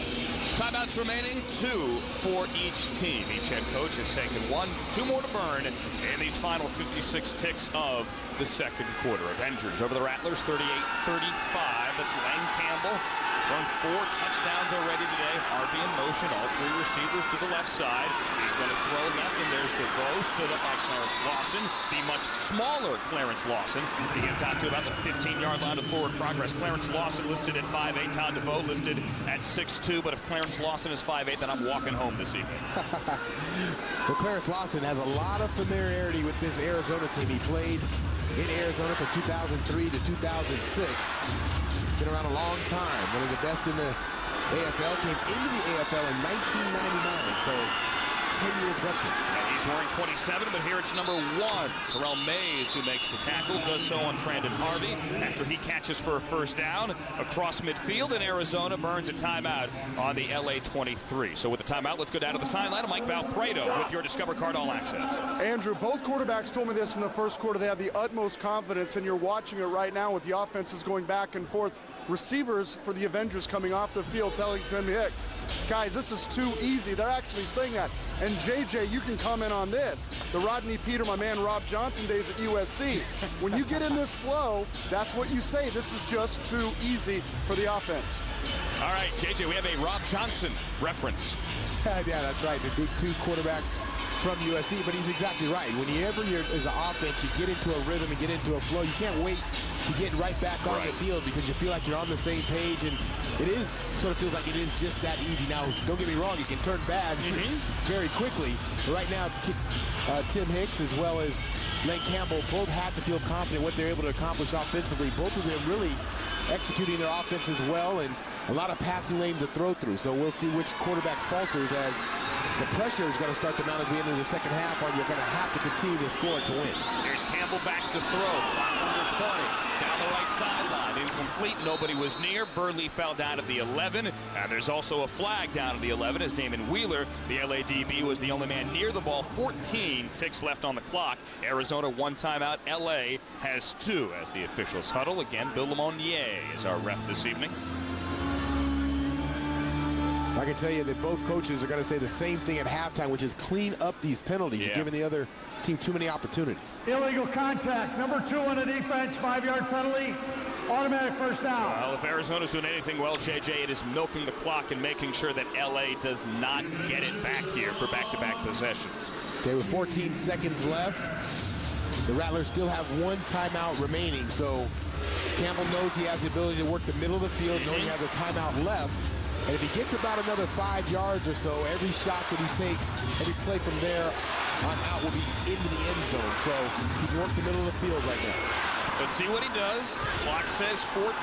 Here's Campbell, first down. Throws to the right to Bo. Started to run before he had that football. Incomplete, 10 seconds left. All right, now with 10 seconds as a coach, if you're Coach Guy, you got to figure that there's time enough for 2 plays offensively here. So once again, you still can work the middle of the field because you do have a timeout. But you know you're down to 2 plays to score, and you need 18 yards to get into the end zone. So you're going to go maybe 10-yard line, maybe 15-yard line, something in the middle, try to get one more better shot. Well, here they're on the 17. Yeah, I would expect about a 10-yard pass here, 10, 15 yards into the middle of the field. Let's see what they get. Burley in motion, slot to the right. Campbell back to throw, stands at midfield, throws deep, throws end zone, wants Burley, incomplete, and there's no flag. Well, the no flag is because the ball was ruled uncatchable. Not because Wheeler didn't get his hands on Burley late. The referee indicated that ball was uncatchable, so that's why there was no penalty call. You kick, you try to tie it as we have an injury. Atlas Harrion, the offensive lineman, is down on the 24-yard line. Do you kick and try to tie it here? Eric Poole is your kicker. Or do you try to go to the end zone and try to take that lead going into the half? Well, the problem is Hoole is only 25% on the year. 1 of 4 in field goals. His one and only field goal he's made here for Arizona has been from 25 yards away. So this will be his longest attempt of the season. It would be 33. But the fact that Atlas Harrion is down is extremely bad news for Arizona. They definitely need him. He started the season on practice squad and got his first start in week 3. And since that point, a lot of the coaches will tell you the offensive line has taken a real turn in terms of being able to protect the quarterback. That was a problem they had early in the year. Harrion stepped in. He's been very solid as a pass protector. And so if he goes out of the game, watch it to see if the Avengers can get more pressure on the quarterback. As you see, Eric Poole, the field goal kicker for Kevin Guy, standing there waiting for the call. You mentioned Atlas Harrion. He really, as mentioned, has helped stabilize that offensive line, coming in a streak of 3 consecutive games for this Arizona team without allowing a sack to the quarterback. They will need him back not only today, but down the stretch run as well in the second half for a playoff shot here. They're going to go for it. 5 seconds remaining from the LA 18-yard line. Burley in motion. Campbell guns to the outside, caught by DeVoe, and he's out of bounds at the 12-yard line. 1 tick left on that clock. Wow. Well-timed and well-executed. Just under the gun, just a quick out. And the reason why they want to get Eric Poole in better position to make this field goal. Timeout on the field. Arizona will take its 3rd and final timeout to bring out the special teams. The ball is spotted near side hash on the 13. Unofficially, it will be a 28-yard field goal. JJ mentioned Eric Poole, 1 for 4. His log has been 25. However, he has missed from 26. He's missed from 40. He's missed as well from 62. Now the quarterback is Jeff Smoker, the backup. The holder is Jeff Smoker, who is the backup quarterback. they also have the ability to fake from this area of the field. And remember, a missed field goal is a live ball. The Avengers have capitalized on missed field goals this year for touchdowns, but no shot at it here. Hull is up and good from 28 yards away, and we are tied 38-38 at the half. That's a clutch kick. Well, it just goes to show you how important this game is for both teams. Both teams play with a high level of intensity. They understand with San Jose losing, first place is still within reach for both of these teams in the Western Division.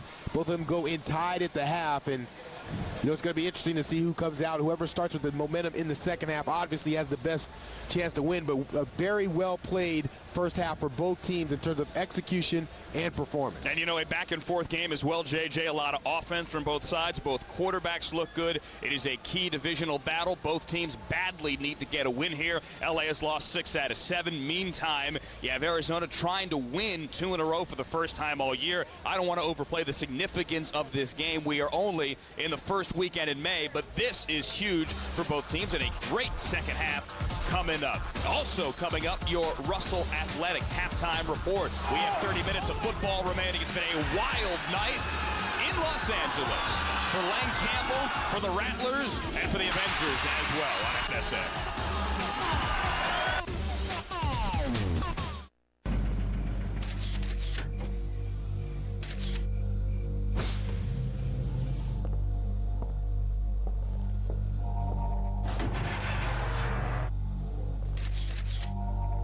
You know what? You've earned this.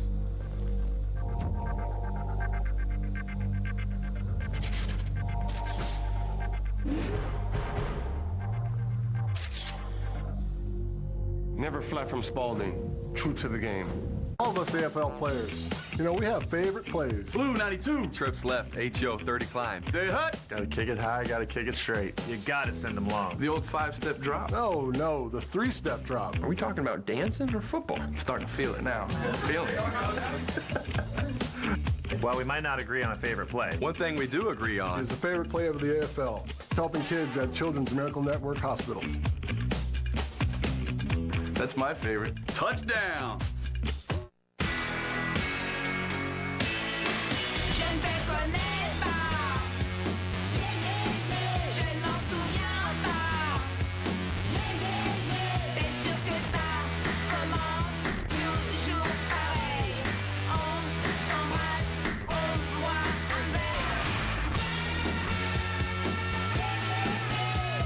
The incredibly fuel-efficient Mitsubishi Outlander.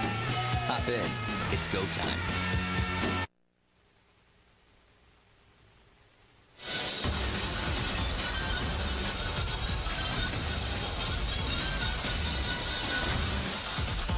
Welcome to the Russell Athletic Halftime Report. Russell Athletic willpower has a lot to say on 4th and inches. Burley in motion, slot to the left. Campbell is going to throw. 4th down, lofts it, wants Burley. End zone, touchdown. The official fell down. But then he gets up and puts the hands up. But there is a flag down on the LA 18-yard line. Time for your Russell Athletic Pass the Mic Challenge. Go to RussellPassTheMic.com now and submit your best play call. 5 select plays online. Go there, upload an audio file at RussellPassTheMic.com or call 877-276-0757 to record your play call over the phone. The winner is going to get a trip to Arena Bowl 22, New Orleans. See contest rules at RussellPassTheMic.com. 38-38 your score at the break. The Rattlers coming into LA and playing the Avengers, even a key Western Division battle. The Russell Athletic Halftime Report rolls on after this. Hey, Bill. How's it going? What is that? It's my new bike and the amazing protection plan I got for it. There's an easier way to protect your motorcycle. Call Geico. They insure all types of vehicles. Geico Power Sports. Insurance for your car and the other stuff that moves you.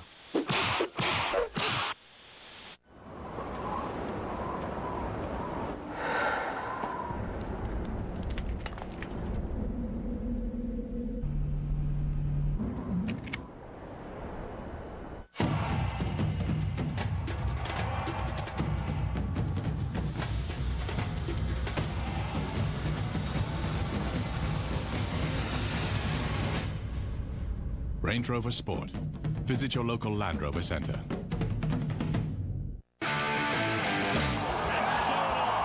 Dan Herron, we're enjoying getting to know you. Right by the cycle and in with the triple. Down the line for Birdsey. This season, you can catch every D-backs home game on FSN Arizona in high definition, as well as 14 road games. And here's where you can find them.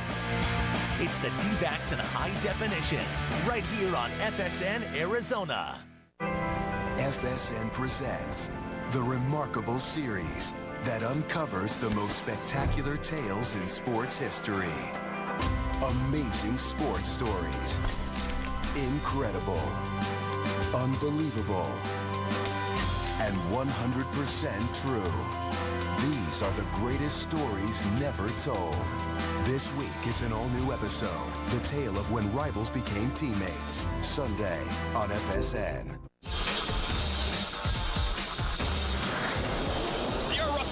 Halftime report. Russell Athletic willpower has a lot to say on 4th and inches. 38-38 at the break. Arizona and Los Angeles. Time for my favorite part of the week. Hands down, your top 5 plays of the week.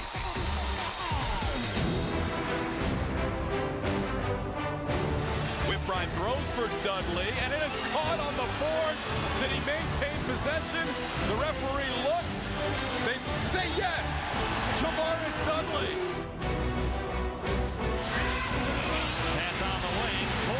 For the interception, a gamble that doesn't pay off. Into the end zone, Johnson. Now the return back. Great return, still on his feet. Wright will go all the way into the end zone. Touchdown, San Jose. Uh-oh, oh, man. Pump fake, and now they're going long in the end zone.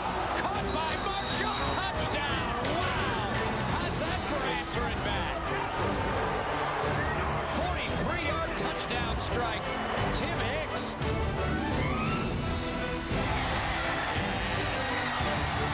Will go in.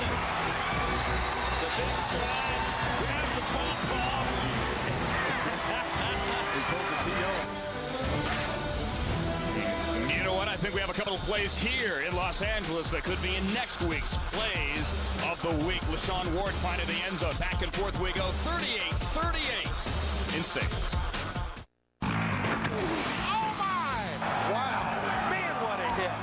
Oh, what a drill, and what a catch! Ingram hung on to it. Sack going down at the look out. Coming out of the end zone. Boy, he is jolted it. His helmet went about 8 yards.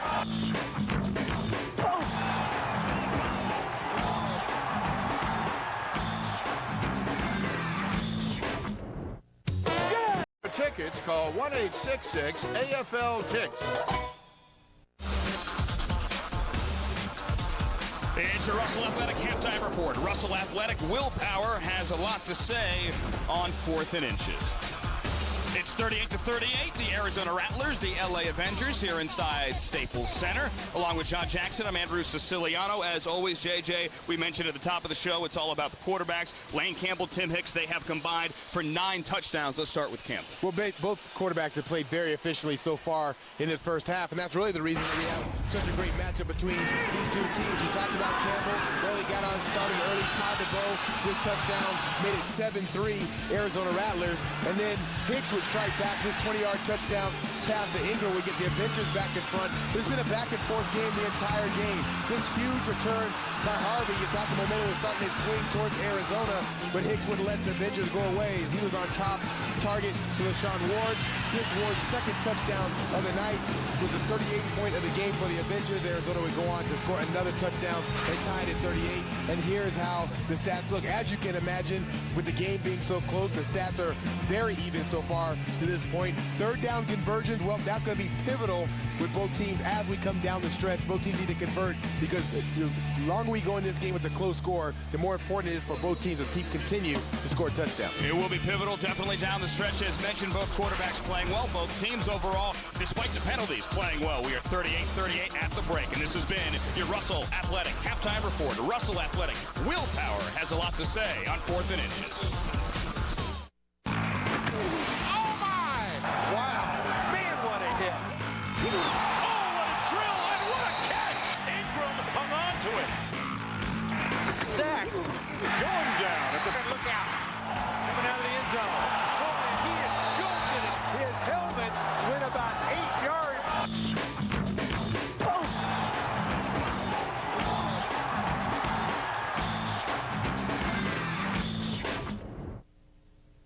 We got ADT because I walked in on a burglary once. The physical damage was pretty bad. The emotional toll was even worse. What that robber really took from us was our peace of mind.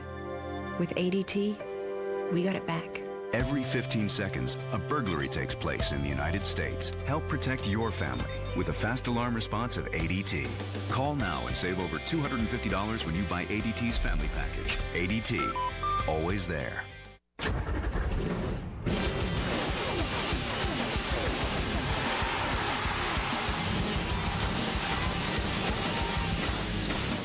Buckle up, race fans, because Around the Track is dropping the hammer. Looking for all the highlights and in-depth race coverage? Then you've come to the right place. You won't find a more complete post-race breakdown than right here on Around the Track. Sunday night at 10 on FSN Arizona. Next week on the Best Damn Sports Show, period. Thursday, we take a look at all the bizarre, into the stands goes Ty Domi, freakish, and most of all, outrageous. Well, he's out. Oh, my goodness. Oh, the band is out on the field. Out, baby. It's the top 50 outrageous moments in sports. Then Friday, a couple of guest hosts who never hold back. Future Hall of Famer Gary Payton and baseball great David Wells. Next week at 11. This telecast is copyrighted by the Arena Football League for the private use of our audience. Any other use of this telecast or any pictures, descriptions, or accounts of the game without the AFL's consent is strictly prohibited. 38-38 at the break. Time for Discover Card All Access. Down to the field of Mike Valpredo.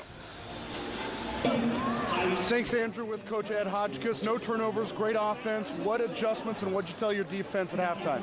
You know, I think our D-line's going to have to make a difference, kind of put it on their shoulders. We were close a couple times to getting a turnover from their rush. They're going to keep rushing hard every play. You know, we're getting beat on a couple double moves right now in the secondary. Going to have to keep our eyes locked on the receiver as opposed to the quarterback. We accomplish those things, we'll be able to get it done. Trandon Harvey's been a maniac in the first half. You going to kick to him here? Yeah, we're going to kick to him. You know, we're going to keep kicking off deep and get down there and make the tackle. You know, one in return, we were out of our lanes. More of a mental assignment than a physical one. All right, always exciting with number 23, but the big number is 0. No turnovers, guys, for L.A. All right, Mike, thank you. Ed, thank you. Yes, that is certainly a key in this league or in any league. Arizona wearing white, L.A. wearing blue, and Arizona with Trandon Harvey, the aforementioned, back to return. Already has one return for a touchdown today. He's not going to get one here. Terrell Mays with the tackle. Arizona's going to start on the 18-yard line. It's going to be Harvey. It's going to be Campbell.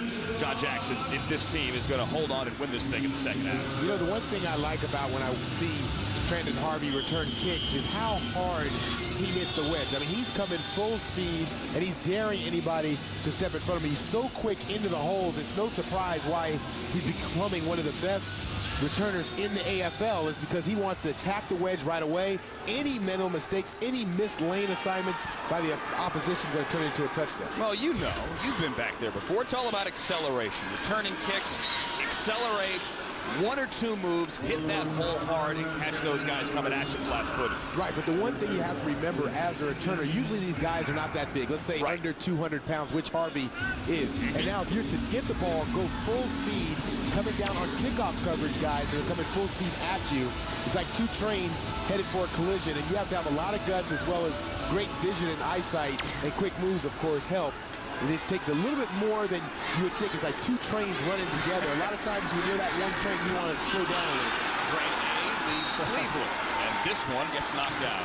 Lane Campbell has his pass deflected at the line. Speaking of height here, speaking of guys under 200 pounds, there you see Clarence Lawson, newly signed this week, who had 4 seasons in the defensive backfield for Arizona.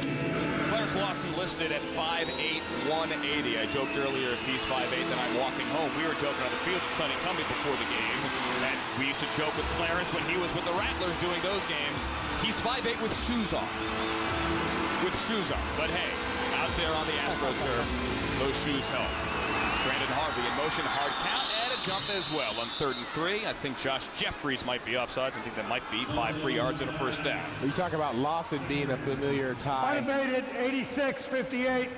That 5-yard penalty. First down. You talk about Clarence Lawson having ties to Arizona, well, so does that man right there, Mike Church, the defensive coordinator for the Avengers. He was in Arizona before and had a lot of great defenses when he was in Arizona. The difference is a lot of the players that he coached, and along with Lawson, are not around in Arizona. Arizona making household changes when Coach Guy took the job, trying to start a new look, a new attitude, and so far it's working for this Rattler team. They are playing much more inspired football than they did a year ago. Good news and bad news here for Arizona. The bad news is Lane Campbell overthrows his intended receiver. The good news is that intended receiver is number 75, Atlas Harrion, who limped off the field late the second quarter. To have him back on the field certainly has to be heartening for the Rattlers. Yeah, I can't tell you how important it is to have him in the lineup. We talked about the offensive line for Arizona. Mascaro, Thomas, and Harrion all being together and not giving up a sack for the last 3 weeks is really phenomenal. Doing a nice job tonight as well. 2.5 minutes into the third quarter, Saya Burley, a catch, puts the shoulders down, moves upfield, gets through Damon Wheeler, and he gets to around the 11-yard line. Looks to be about a yard shy of the first down, maybe 2 yards. Scoreboard says 2, going to bring up 3rd and 2 on the 11. Here we are down in the red zone again. And this is where you have to be highly efficient. You have to like to have Campbell at the helm in situations like this because he's been making such good decisions for this Arizona offense in recent weeks. Not throwing the ball to the opposing team, recognizing defenses, finding the open receiver. Robinson is the fullback, but instead it's going to be Harvey, the motion man, who takes the handoff. Trandon Harvey gets through the line, and they're going to give him a first down. Give him about 2.5 yards. He's going to get down to the 8. That's a new set of downs for Arizona.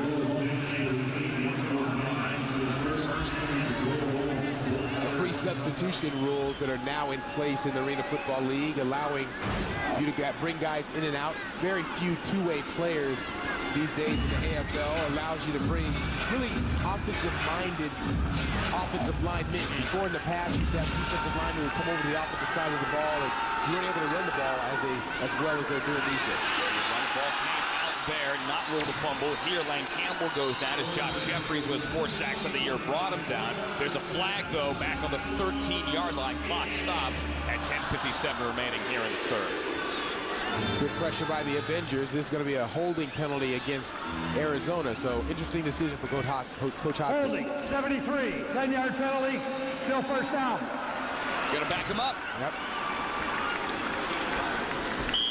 Now, it does give Arizona some more breathing room. I don't know if they want 18 yards of breathing room, though. As you mentioned, when you get inside the red zone, it's hard to be efficient.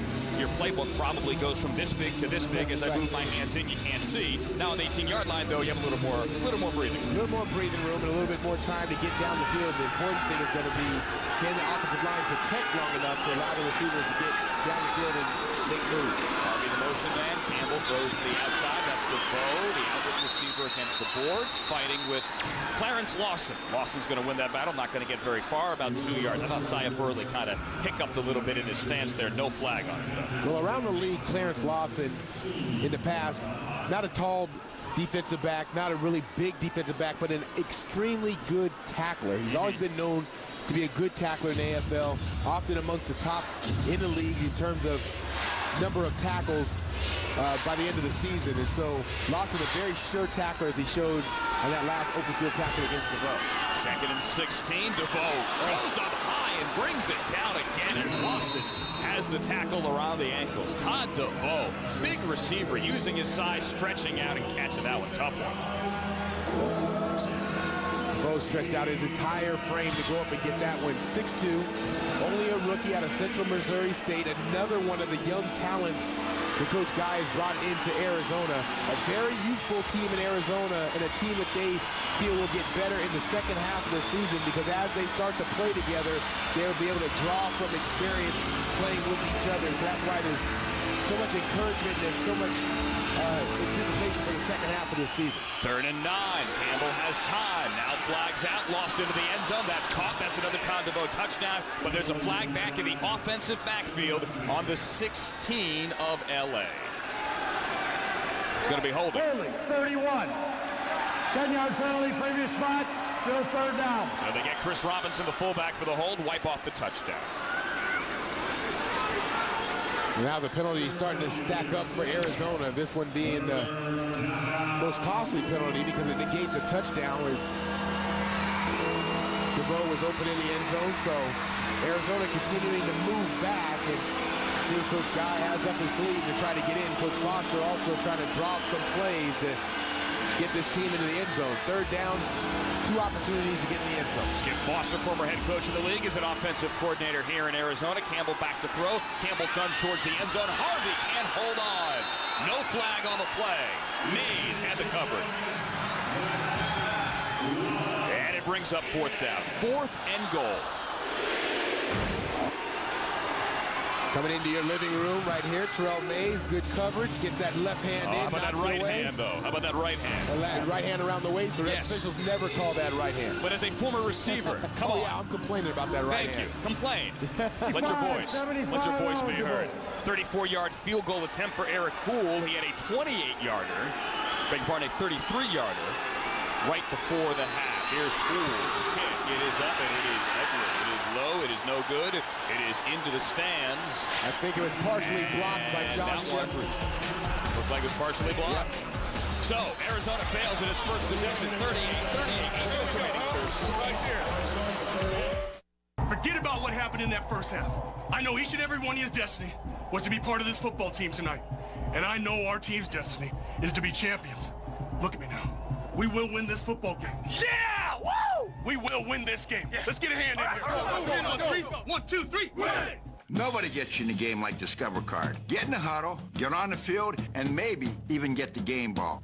Get in the game with Discover Card, making every fan's AFL experience brighter. Go! Let's do it! Hey. Success rarely happens on the first try. To achieve your goals, you have to stay focused, practice hard, and learn from your mistakes. Every situation, every game presents a new challenge, but never quit. Your hard work will pay off. Perseverance is just one of the lessons we learn from this great game of football. Learn how you can play, coach, or volunteer for youth football. Visit usafootball.com for more information.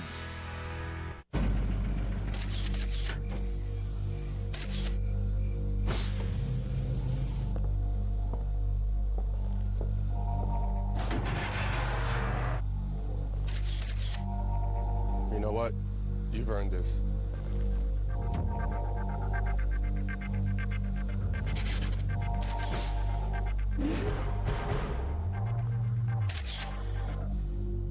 Never fled from Spalding. True to the game.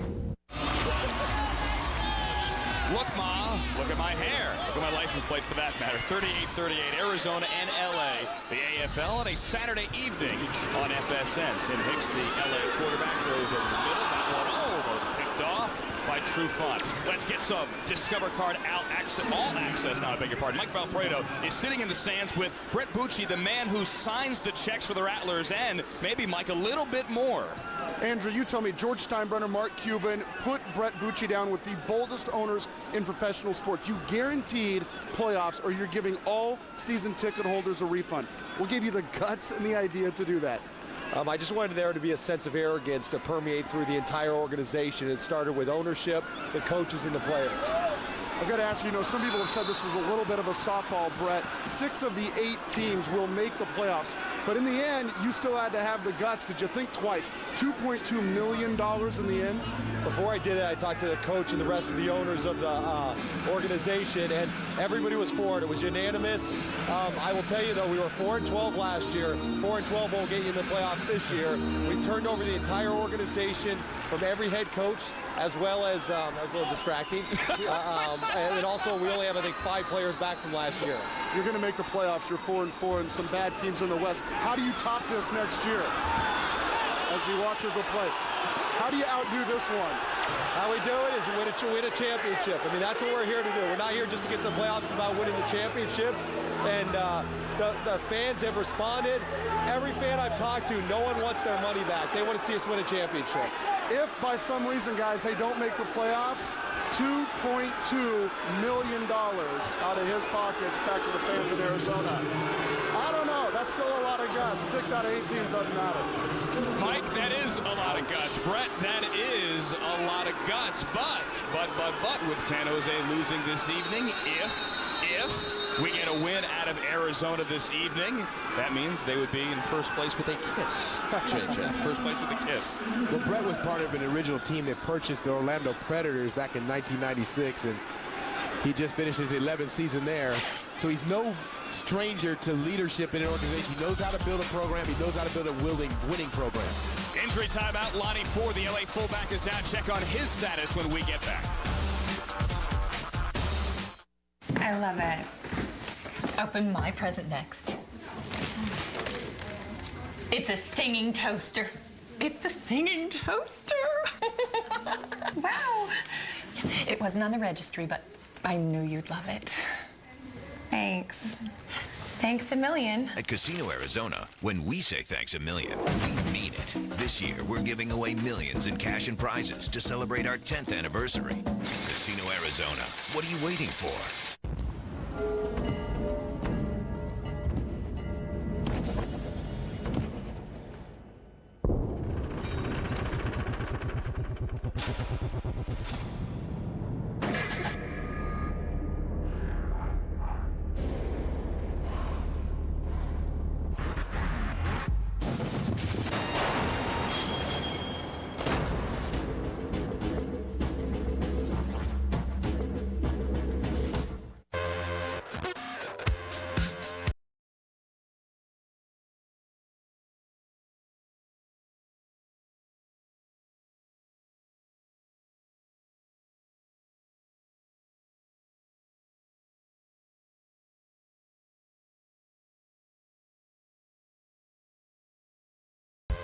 One great car leads to another, leads to another. The Mitsubishi Lancer. Hop in.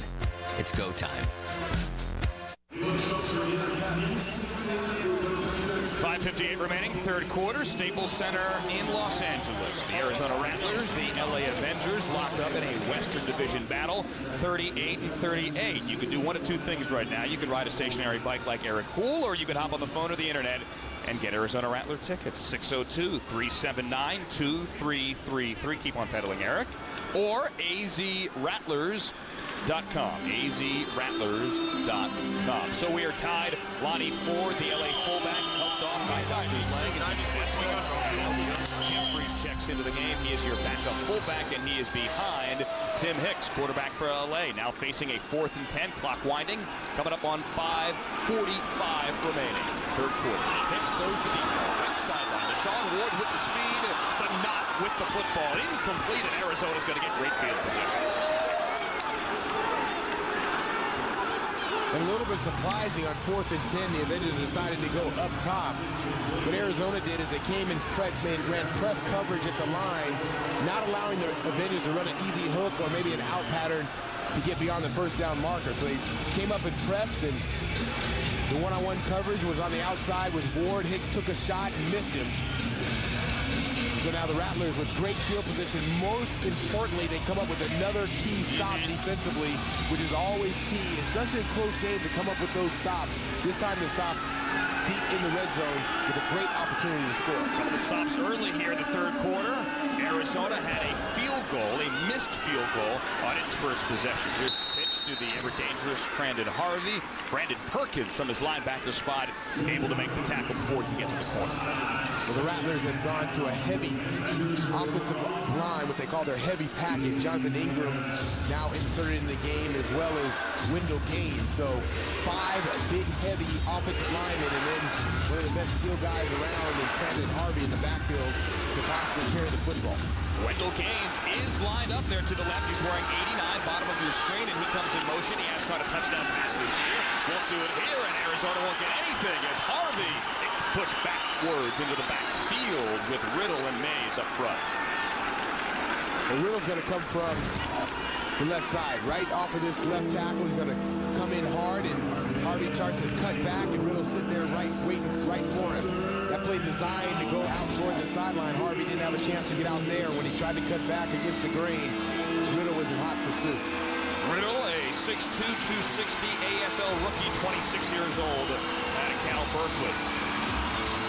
So, it's from the 5. It's 3rd and goal, coming up with 4 minutes remaining in the third quarter. Burley has motion. Campbell looks that way. Back to throw. Cy Burley can't hold on. Back in the end zone. David Wheeler knocked it away. 4th down. Well, I'll tell you what, that was a sweet route by Cy Burley. He's going to come up, make an out move on Wheeler. Wheeler bites, but Wheeler never quits. All you young kids at home, that's a perfect example of getting beat by a receiver, an outstanding route, and then not quitting on the play, comes in with his left hand right there, bam, knocks the ball out, and that saves a touchdown. Would have been Cy Burley's 2nd touchdown of the day. Instead, a pass broken up for Wheeler. Look at the LA red zone defense, right up there among the best in the AFL. Campbell, back to throw. Campbell on 4th down, pump fake. Is he going to run? No, he's going to throw. Burley with a touchdown. He gets it back. Credit to that offensive line. The Avengers did a nice job in the secondary covering up the Rattler receivers, but that offensive line did a great job of protecting Campbell and allowing him the time to step up and find an open receiver. And now Houle comes on for the point after. You're kind of, JJ, as a DB in no man's land right there. Same for Perkins, the linebacker. Do you come up and try to play the run on the quarterback, or do you hang back? And Burley, hanging back there, was able to get his 2nd touchdown. Low snap, but it's put down by Smoker. Houle gets the extra point, and just like that, the Rattlers have a lead, 45-38, a low-scoring third quarter. Arizona has the lead by 7. 2:47 left in the third. If you're looking for a home security system, or even if you already have one, ADT can give you so much more. Like an easy way to arm and disarm your system with the touch of a button, even turn on your lights. You can also get fast alarm response from our advanced network of monitoring centers, plus great local service, our exclusive theft protection guarantee, a money-back guarantee, and monitoring rates for about $1 a day. Call now and save over $250 when you buy ADT's family package. ADT, always there. Forget about what happened in that first half. I know each and every one of his destiny was to be part of this football team tonight. And I know our team's destiny is to be champions. Look at me now. We will win this football game. Yeah! Woo! We will win this game. Yeah. Let's get a hand in here. 1, 2, 3. Win! Nobody gets you in the game like Discover Card. Get in the huddle, get on the field, and maybe even get the game ball. Get in the game with Discover Card, making every fan's AFL experience brighter. Go! Do it! Hey. Arena Bowl 22 is playing New Orleans this July, and you can be there. Yeah! Just enter the Mitsubishi Motors Drive to Arena Bowl sweepstakes for a chance to win a 2009 Mitsubishi Galant Rally Arts and a trip for 2 to the Arena Bowl 22 weekend. There are plenty of weekly and instant prizes from Aaron's, Discover Card, and ESPNShop.com. So don't be left on the sidelines. Enter to win today at arenabowl.com/drive. Arizona trying to win back-to-back games for the first time all year and now leading 45-38 over the LA Avengers here at Staples Center. Cy Burley, 43rd straight game with a touchdown catch. He actually has 2 of them this evening, giving him 16 on the season. 3 catches, 42 yards, and those 2 TDs. A 7-point gamble out with Mike Valfredo and John Jackson. I'm Andrew Siciliano. Well, we talked about the Avenger ties to Arizona. Well, Sia Burley was once an Avenger. He played his season with the Avengers, had 493 receiving yards and 9 touchdowns. And he loves to play against the Avengers also. In 7 games as an opponent of the Avengers, he averages 10 catches, 138 yards, and 3.4 touchdowns every time he faces the Avengers. So he loves coming back to L.A. That was an 0-3 season spent here in L.A. Now the man returning kicks is Tamon Marshall, and he's going to bring it back to, let's see where they spot it. Let's say the 13-yard line. Trandon Harvey, who has a touchdown return of his own, is up there to make the tackle. So the clock says 2:37. Each team has a stop, John, and this is the third quarter. Arizona has the lead, 45-38, and in a match of anything you can do, I can do hopefully as well. Now a chance for Tim Hicks to try to drive back and match Lane Campbell. Hicks has 5 touchdowns on the day. His motion man is LaShawn Ward. Instead, he's going to go to the English receiver. That would be Marshall along the boards. Marshall gets by McKenzie, and they're going to spot him out of bounds on the 20-yard line. It's going to bring him 2nd and 3. All right, we'll see if the defensive strategy for the Rattlers changes a little bit here.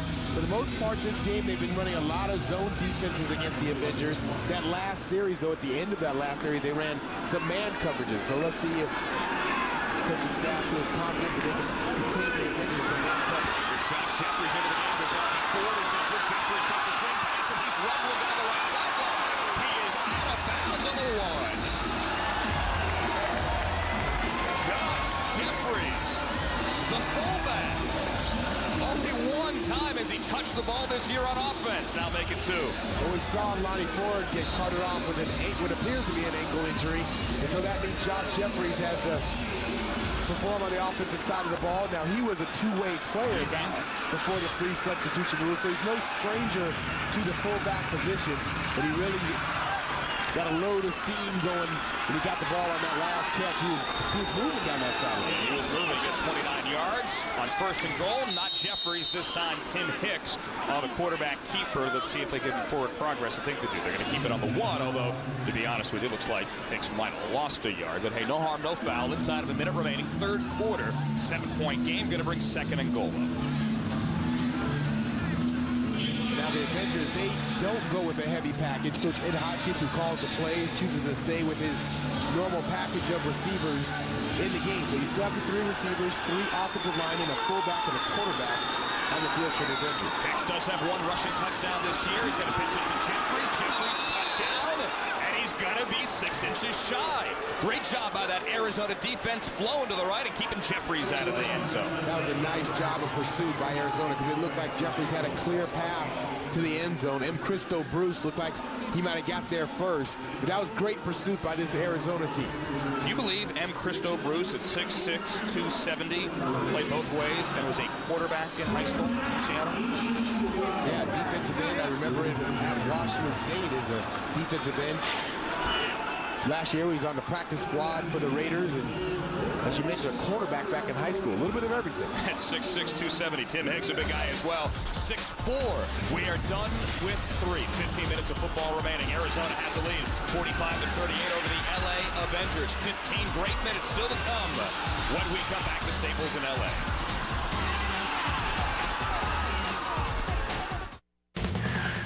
Arena Bowl 22 is playing New Orleans this July, and you can be there. Yeah! Just enter the Mitsubishi Motors Drive to Arena Bowl sweepstakes for a chance to win a 2009 Mitsubishi Galant Rally Arts and a trip for 2 to the Arena Bowl 22 weekend. There are plenty of weekly and instant prizes from Aaron's, Discover Card, and ESPNShop.com. So don't be left on the sidelines. Enter to win today at arenabowl.com/drive. My best friend and me. My best friend and me. He's really smart. He's really funny.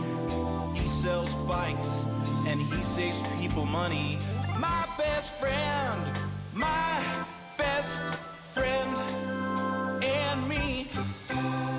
Geico Motorcycle. Let's ride. coming for y'all.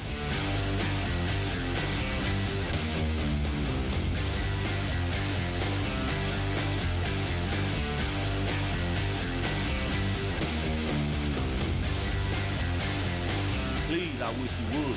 Put your hands on me then.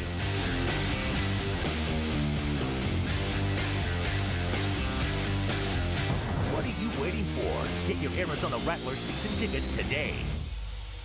Tonight on the Final Score presented by DirecTV, the NBA playoffs move on to the conference semifinals as the defending champion Spurs face the Hornets in Game 1. Plus, the most coveted horse race is finally here. Who will ride to victory at Churchill Downs in this year's Kentucky Derby? And Brandon Webb looks to go 7-0 as the first-place Diamondbacks take on the hard-hitting Mets. For all the day's highlights, in 30 minutes, it's the Final Score. AFL on FSN is presented by ADT. ADT, America's residential and commercial security leader, is proud to be the official security services provider of arena football. By Mitsubishi Motors, it's go time. Visit MitsubishiCars.com. And by Russell Athletic, willpower has a lot to say on 4th and inches. Arizona leading Los Angeles 45-38, 15 minutes of football remaining. The first play of the fourth quarter will be a 3rd and goal for the Avengers. They switch sides of the field, and that's LaShawn Ward in motion. The pitch goes to Jeffries, the backup fullback. He's into the end zone. We are 55. Josh Jeffries, his first rushing touchdown of the season, and it's a 1-point game. Nice block around the edges by the Avengers, Kevin Ingram in particular. We mentioned that the Avengers kept 3 receivers in the game as opposed to going to a heavy package, and that meant the responsibility for Ingram and company to block well on the outside. K.I. did a nice job of sealing up the defensive back, allowing Jeffries to get into the end zone. And now Jeffries directing the special teams, calling for Jason Stewart to come on. He does. Brandon Perkins leaves, and Fredrickson on for your point after try. This would potentially tie the game. The kick is up, and the kick is good, and we are tied. 45-45, exactly what we wanted. 14-15 remaining here. Fourth quarter. We got a good game down the stretch in LA.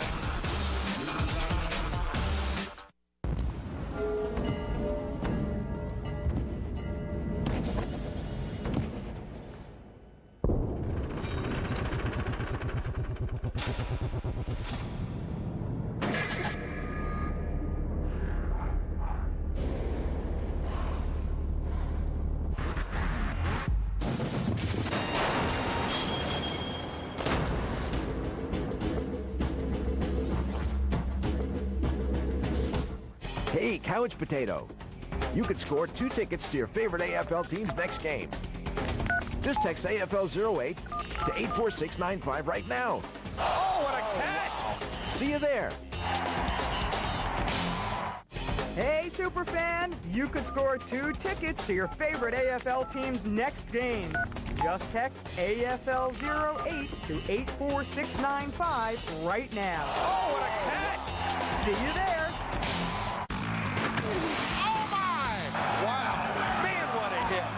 Oh, what a drill and what a catch! Ingram hung on to it. Sack going down. It's a look out. Coming out of the end zone. Oh, and he is jolted it. His helmet went about 8 yards.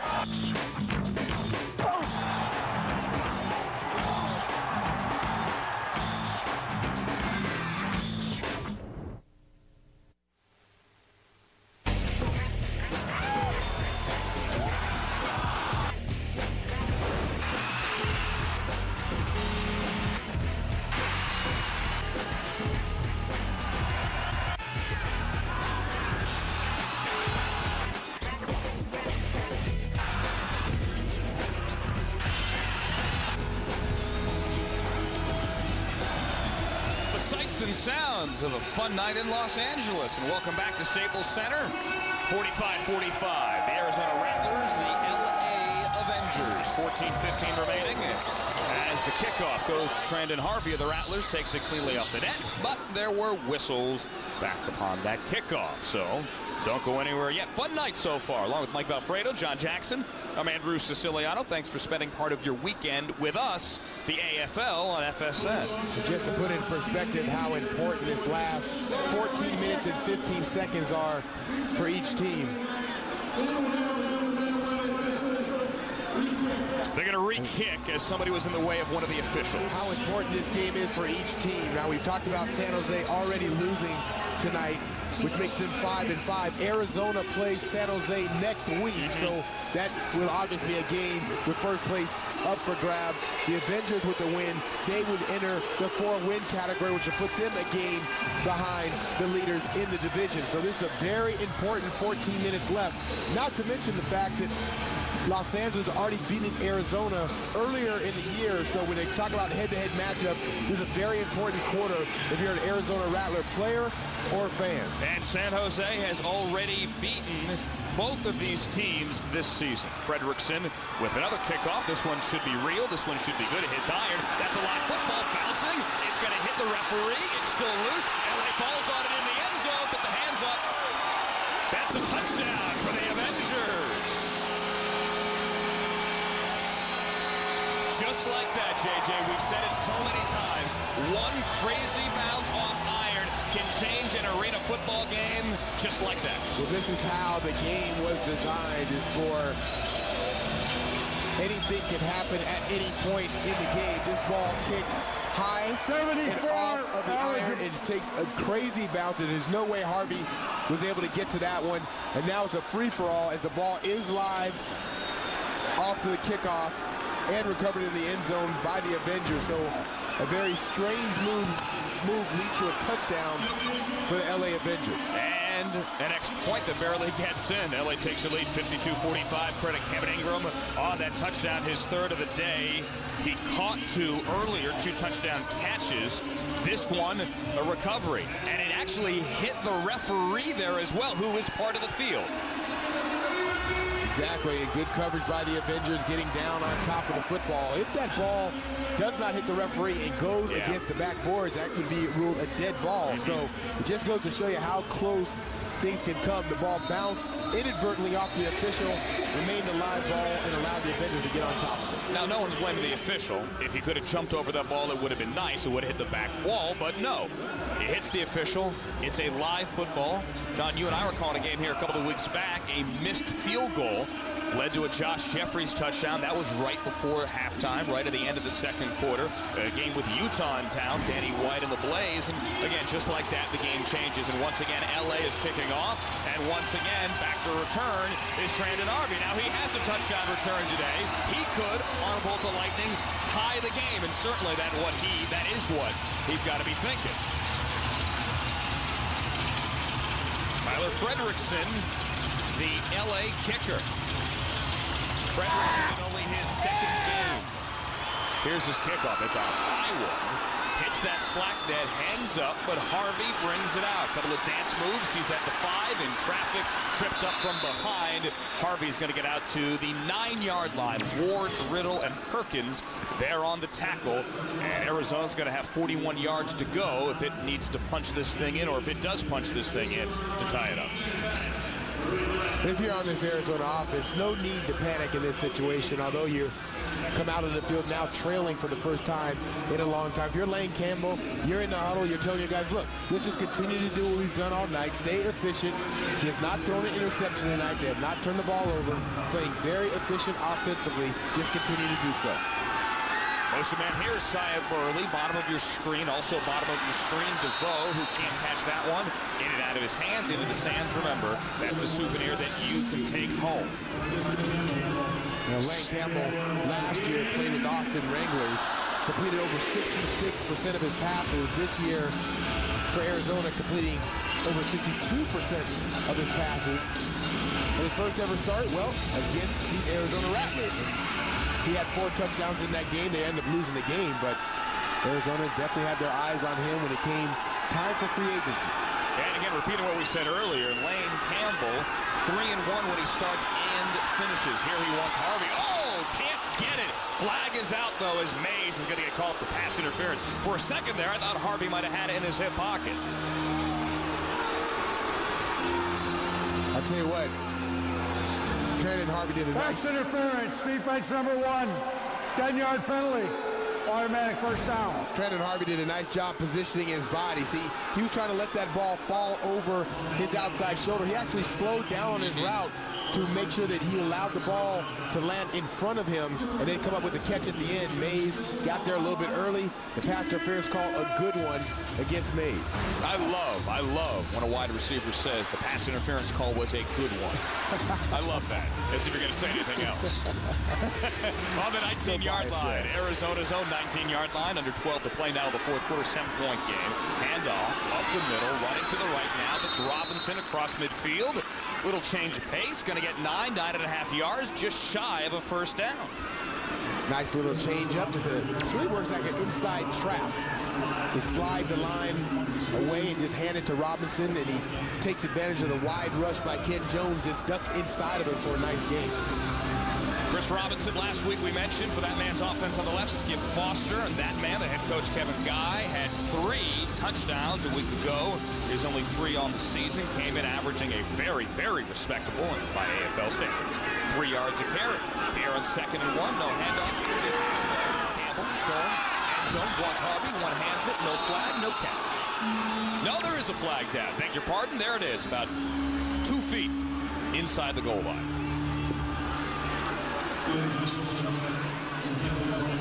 So, pass interference, defense number 1, 10-yard penalty, automatic first down. Sorry, Bill. Second pass interference on this drive. What's happening, the Avengers defensive backs are starting to line up in press coverage against the Rattler receivers, and with the protection that Campbell is getting, it's allowing the receivers to get down the field one-on-one and put Mays in quite a bind. The receivers do a nice job of separating as that time Harvey was open again and for a potential touchdown if Mays does not interfere. And hard to cover a guy like Harvey man-to-man, but that is the use of the AFL. Campbell, who set it down, avoids the rush, throws incomplete. He wanted DeVoe. Good job, DeVoe, getting open when Campbell was in trouble. He took a hit there. Ken Jones delivering the blow, but Campbell gets right back up. Well, you can see the difference, obviously, if you get pressure on the quarterback or if he's allowed to throw without duress. Sometimes Campbell forced out of the pocket, had to throw with a man in his face, and the ball sailed over the head of DeVoe. DeVoe came back to the football, though, knew his quarterback was in trouble. They couldn't connect. It brings up 2nd and 10, coming up on 10 minutes remaining in the fourth quarter. LA on top of Arizona, 52-45. It's 2nd and 10 inside the LA 15-yard line. Campbell gun to the outside, strong arm there. Nice catch right against the boards by Sia Burley. Wheeler and Jared Hicks with the tackle, going to be about 3 yards shy of the first down and bring up 3rd down. Very nice timing route between Campbell and Burley. Remember, this is the first time this combination has been together, is being together this year. Last year, Sia Burley was in Utah. He had a lot of experience playing with Jermaine, so you would expect them to be on target, have their timing down, but Campbell and Burley have developed a nice timing together, even though Burley has missed 3 games this year. Burley and Joe Jermaine rewrote the record books last year in Utah. Here is Trendon Harvey into the end zone, gets to the corner, gets to pay dirt. And Utah, check that, Arizona. We have Joe Jermaine on the brain. Arizona answers right back, and we're sitting at 1 point. I'll tell you, the receivers for Arizona are running some great routes. I mean, a lot of times you see receivers open and you just think it's sort of natural. You have to do a lot to be able to put yourself in that position. This time just a quick out move, and Harvey just nice in fake and gets out into the flat, creates that separation, makes it an easy throw for Campbell to get that one in. And Harvey, a touchdown catch. The extra point by Houle is good. 8:48 remaining, fourth quarter. The Avengers, the Rattlers, 52-52. Another touchdown for Lane Campbell to even things.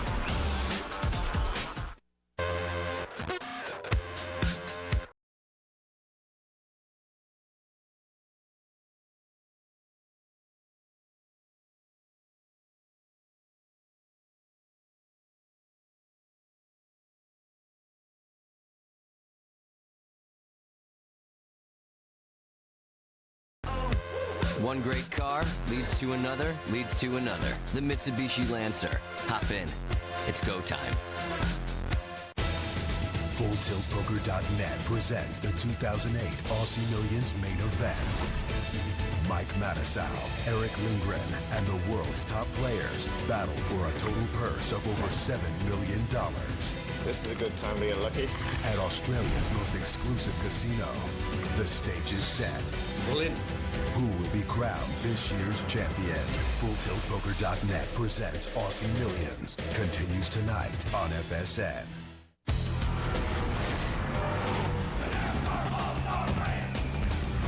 Buckle up for NASCAR's biggest battle. This month. NASCAR on speed. Be there. So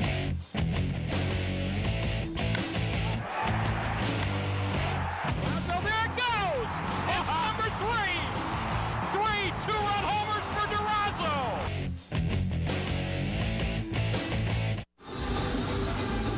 Brandon Harvey, number 23, middle of your screen. View obscured by Jerry and James has been a one-man wrecking crew for the Rattlers. Just caught his second touchdown of the day from Lane Campbell. This one, a 5-yarder. He also had a 55-yard kickoff return for a touchdown. 3 scores, and we are tied 52-52. 8:48 remaining. LA set to get the ball back. Poole with the kickoff. That's Tamon Marshall. Slack net. Crossbar. He's going to bring it out. Marshall to the sideline 10. Bounces off the wall, and there you have it. Harvey. 3 touchdowns in here, a tackle on the 15. As LA gets set to get the ball back, Tim Hicks coming out at quarterback. And there you see the head coach, Ed Hotchkiss. 28 turnovers, John, this season. 24 in their 6 losses. Only 4, though, in their 3 wins. No turnovers tonight as, hey, we got the telestrator for the first time. Well, that's the big number. No turnovers tonight for the Avengers has been the story of why they're still in this game. We talked about it before. They're dead last in the AFL at -14 in turnover margin. Tonight they're getting things straight. Kevin Ingram with the catch along the boards. Hey, the AFL, like any other league, like any other sport, you turn the ball over, you cannot win. LA tonight, neck and neck here, 52-52 with Arizona, but it has to be heartening regardless of the outcome. Not to look for small moral victories, but at least for now at Hotchkiss, no turnovers. His quarterback, Tim Hicks, last week had 2 INTs and 2 fumbles up north in San Jose. 2nd and 3 here, under 8 to go, 4th quarter. Hit as he throws. Maybe we shouldn't talk so soon. That ball is going to go as an incompletion as Hicks lost the handle as he was going down. Quarterback pressure. That time it was Shropshire that got in there. And Hicks fortunate to get this one ruled incomplete as an immediate pressure. Good call. Let's take a look and see if it was forward. No. Ball's going forward. Ooh, yes, but the arm was the ball out before the arm went forward? Either way, it's LA's ball. Throw. This one's knocked down, but there's a flag down as well.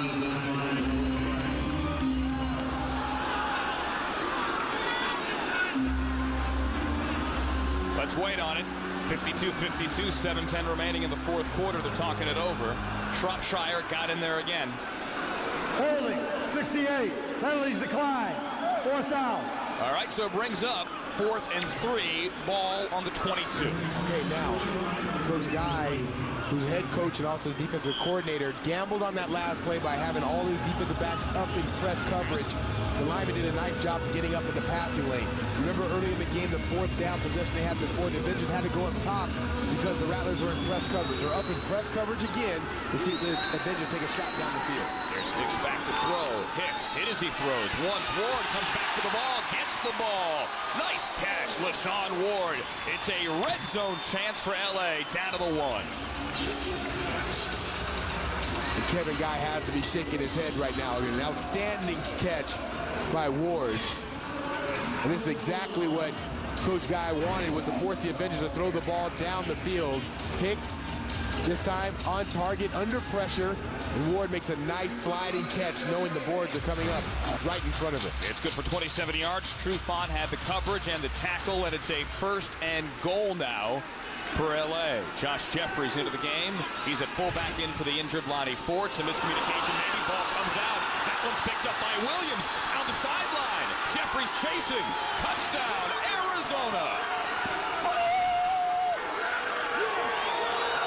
40 yards on the defensive touchdown for the Rattlers. And they take a 58-52 lead. Well, so far, the biggest defensive play from an impact standpoint made by Eric Williams. He got on top of Hicks immediately, came from the corner. Hicks never saw him coming. And what a heads-up play by Williams to pick up the ball and take it the rest of the way. We talked about turnovers. There was your first LA turnover, and it's a 58-52 game. Now the officials, John, are huddling down on the 5-yard line.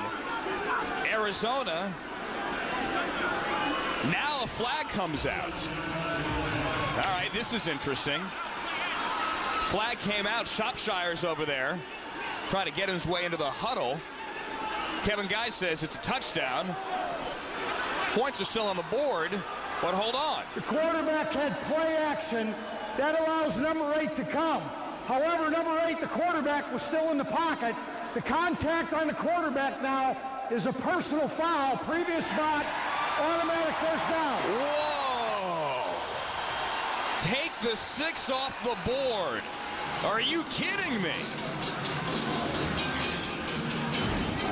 Look at it again. All right, now they're ruling that Hicks, still in the pocket, does not allow the defensive backs to blitz. And that's a tough call. So with the play action fake, that allowed Williams to come into the backfield. But what happens is Hicks still remained in the pocket. And so if the quarterback is in the pocket, by rule, the defensive back cannot hit the quarterback. That's ruled a blitz by the defensive back, and thus the penalty. And one play later, Josh Jeffries punches it in for a touchdown. What a turn of events. Arizona had a lead 58-52, and now pushing and shoving after the play as Jarian James and LaShawn Ward are into it. And there's a flag down, multiple flags in the end zone. You have to understand the Arizona frustration. A defensive touchdown gave the Rattlers the lead. After discussion, they take the touchdown off. Jarian James initially stood up Josh Jeffries. He fought his way through. Jeffries may have said something. James got back in his face, and he lost his cool. Following the touchdown, personal foul, 19 Arizona will put it on the kickoff. 58, the number on the board for LA. 58, the man who scored the touchdown, Josh Jeffries. You want to talk about things changing just like that. Wow. Extra point up and good. 59-52. I told you the fourth quarter would be fun. We still have 5 minutes remaining. You understand Kevin Guy's frustration. You have to. Thought he had a lead. Now down by 7 at Staples Center in LA.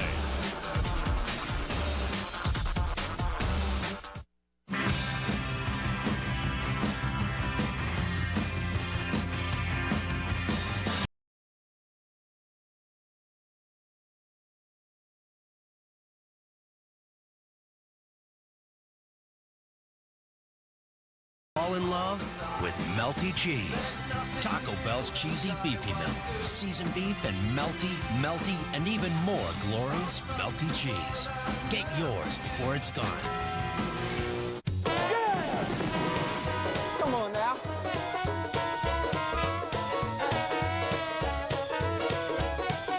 I love it!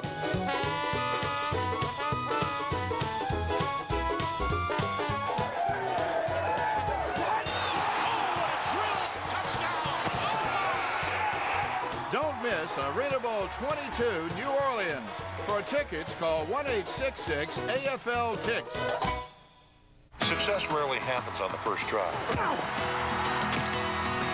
To achieve your goals, you have to stay focused, practice hard, and learn from your mistakes. Every situation, every game presents a new challenge, but never quit. Your hard work will pay off. Perseverance is just one of the lessons we learn from this great game of football. Learn how you can play, coach, or volunteer for youth football. Visit usafootball.com for more information. Crazy turn of events here in Los Angeles has the Avengers now on top, 59-52, 5 minutes remaining. Fourth quarter here at Staples Center. It's an onside kick by LA, ball loose, ball fought for on the 11. Who's got it? Arizona, no, LA has it. The official changed his mind after pointing one way, now back the other. So, Ed Hotchkiss rolls the dice. They roll the ball on the Fredrickson onside kick. And now more pushing and shoving as Kevin Ingram gets that ball back and throws it across midfield. They have helmets off as well.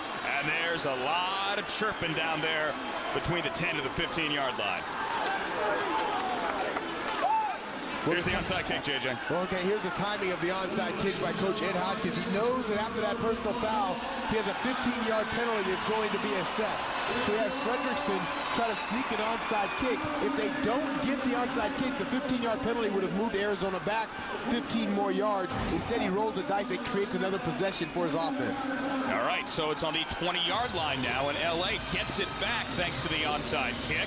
You saw Fredrickson, the kicker there, get drilled by Ingram as he came up to try to get that ball. Special teams unit comes up big for L.A., and it gets it on the 20. Clock winding inside of 5 to go here, fourth quarter. Avengers up by 7, trying to protect the lead. Hicks to throw. Hicks guns to the outside, incomplete. Hit it out of the hands of LaShawn Ward. Let's get more on that crazy touchdown now. Down to the sideline, Mike Valbrado. Pandemonium, Andrew, really down here on the Rattlers sideline there. Coach Kevin Guy's contention on the play with Tim Hicks was that he had made a motion to hand the ball off or pitch it, thereby releasing the defensive player to rush the quarterback, which thereby caused the fumble. The referees, of course, overturned what was a touchdown for Arizona. They're obviously very upset, and it's only continuing now with the onside kick. All right, Mike, thank you. As we get back to live football, Hicks falling down and throwing incomplete. John, we saw the highlight again there on that Eric Williams touchdown, which got called back after looking at it a fourth time. What do you think? Well, it's a tough play, and it's really sort of, you know, in between on the rules, because what happens is since Hicks is in the pocket, the cornerback cannot blitz. Right. But what Coach Guy is saying is that since he faked handoff, that basically opens up the opportunity for the cornerback to come. Really splitting hairs on this one. It's really a judgment call by the officials. Of course, they're trying to look at it. We've seen it 3 or 4 times and still can't make a determination. I think it's a good call by the officials. It's certainly a tough call to make either way. 3rd and 10 now. L.A. on its own 20-yard line. 3:30 to play. Clock moves. Hicks moves. He throws. Dumps it off to his tight end, Clay Harrell. And that is a first this year. The first catch for Clay Harrell that he has not scored a touchdown. He had 4 catches coming into the game. All 4 went for 6. That one only goes for 3, but it's 3 yards. Yeah, and those 4 touchdowns that he had broke a single season and career record for the Avengers in terms of touchdowns by a tight end in one season. So 4 in back-to-back, 4 receptions, all for touchdowns. This one, not a touchdown, and I don't know. He has to be disappointed, I guess. You don't put it in the end zone after going 4 for 4. Well, on 4th and 7, Ed Hodgkins now is going to go for 3. He brings out his kicker, but he wants to talk about it. A timeout taken by Los Angeles. It's first timeout, 2 remaining. Where it's spotted now, it would be a 42-yard field goal try for Fredrickson. Do they kick? Do they go for it? Find out when we come back. 7-point game at Staples. I got ADT because my neighbors were robbed, but ADT did a lot more than protect me from burglaries. My dog was all alone when the fire broke out. ADT acted fast and called the fire department. They saved my home and her life. Every day, ADT is there for our customers with an easy way to arm and disarm your system, plus fast alarm response from our advanced network of monitoring centers. Call now and save over $250 when you buy ADT's family package. ADT, always there. Hey, poker stud. Stop losing your shirt and win 2 tickets to your favorite AFL team's next game. Just text AFL08 to 84695 right now. Oh, what a catch! See you there. Hey, gamer, get into some real action. You could score 2 tickets to your favorite AFL team's next game. Just text AFL08 to 84695 right now. Oh, what a catch! See you there.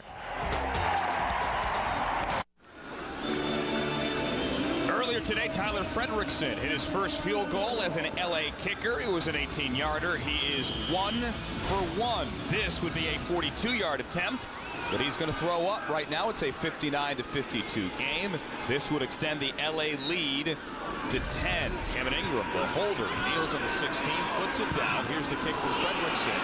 Has the distance, and it is is no good. That's a live football. Harvey can't get it. It's going to go out of bounds. So LA opts for 3 rather than going for 7. 7 yards is what it needed for the first down. And Arizona, after that onside kick, holds LA without a score and gets the ball back, John, which is a huge, huge momentum boost for a team still trying to recover from that defensive touchdown taken off the board. Well, exactly, and it's a young team, remember, this Arizona squad, and so they showed great composure, being able to bounce back after a couple adverse plays against them. Of course, the lack of the fumble return for a touchdown by Eric Williams and the Avengers score, followed by some kicks. It could have been a big turning point in this game in terms of that defense coming out and sort of caving in, but they did not do that. They rallied and now give the offense an opportunity to get them back in the game with just over 2 minutes remaining. Wayne Campbell, the quarterback you saw there, has thrown 6 touchdown passes. Here he hits Saya Burley, trying to weave through traffic.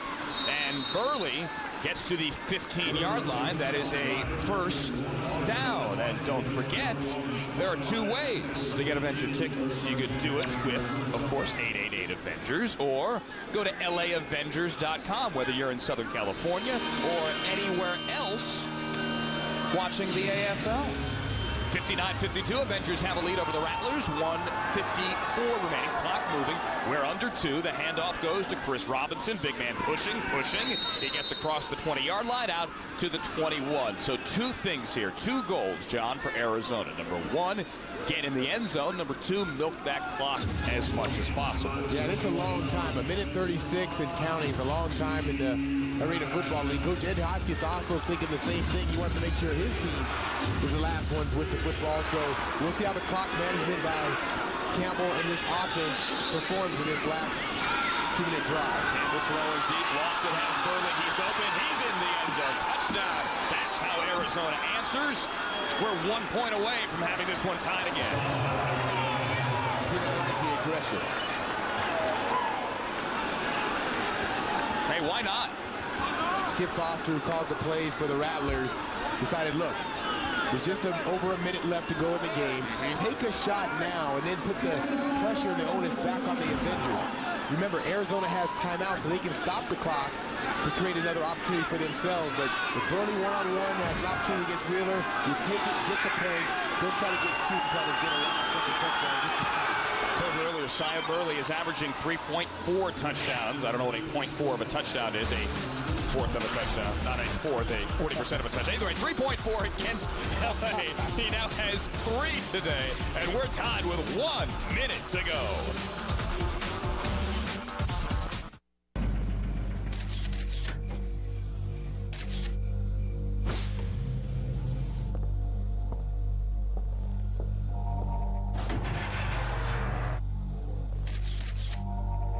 You know what? You've earned this.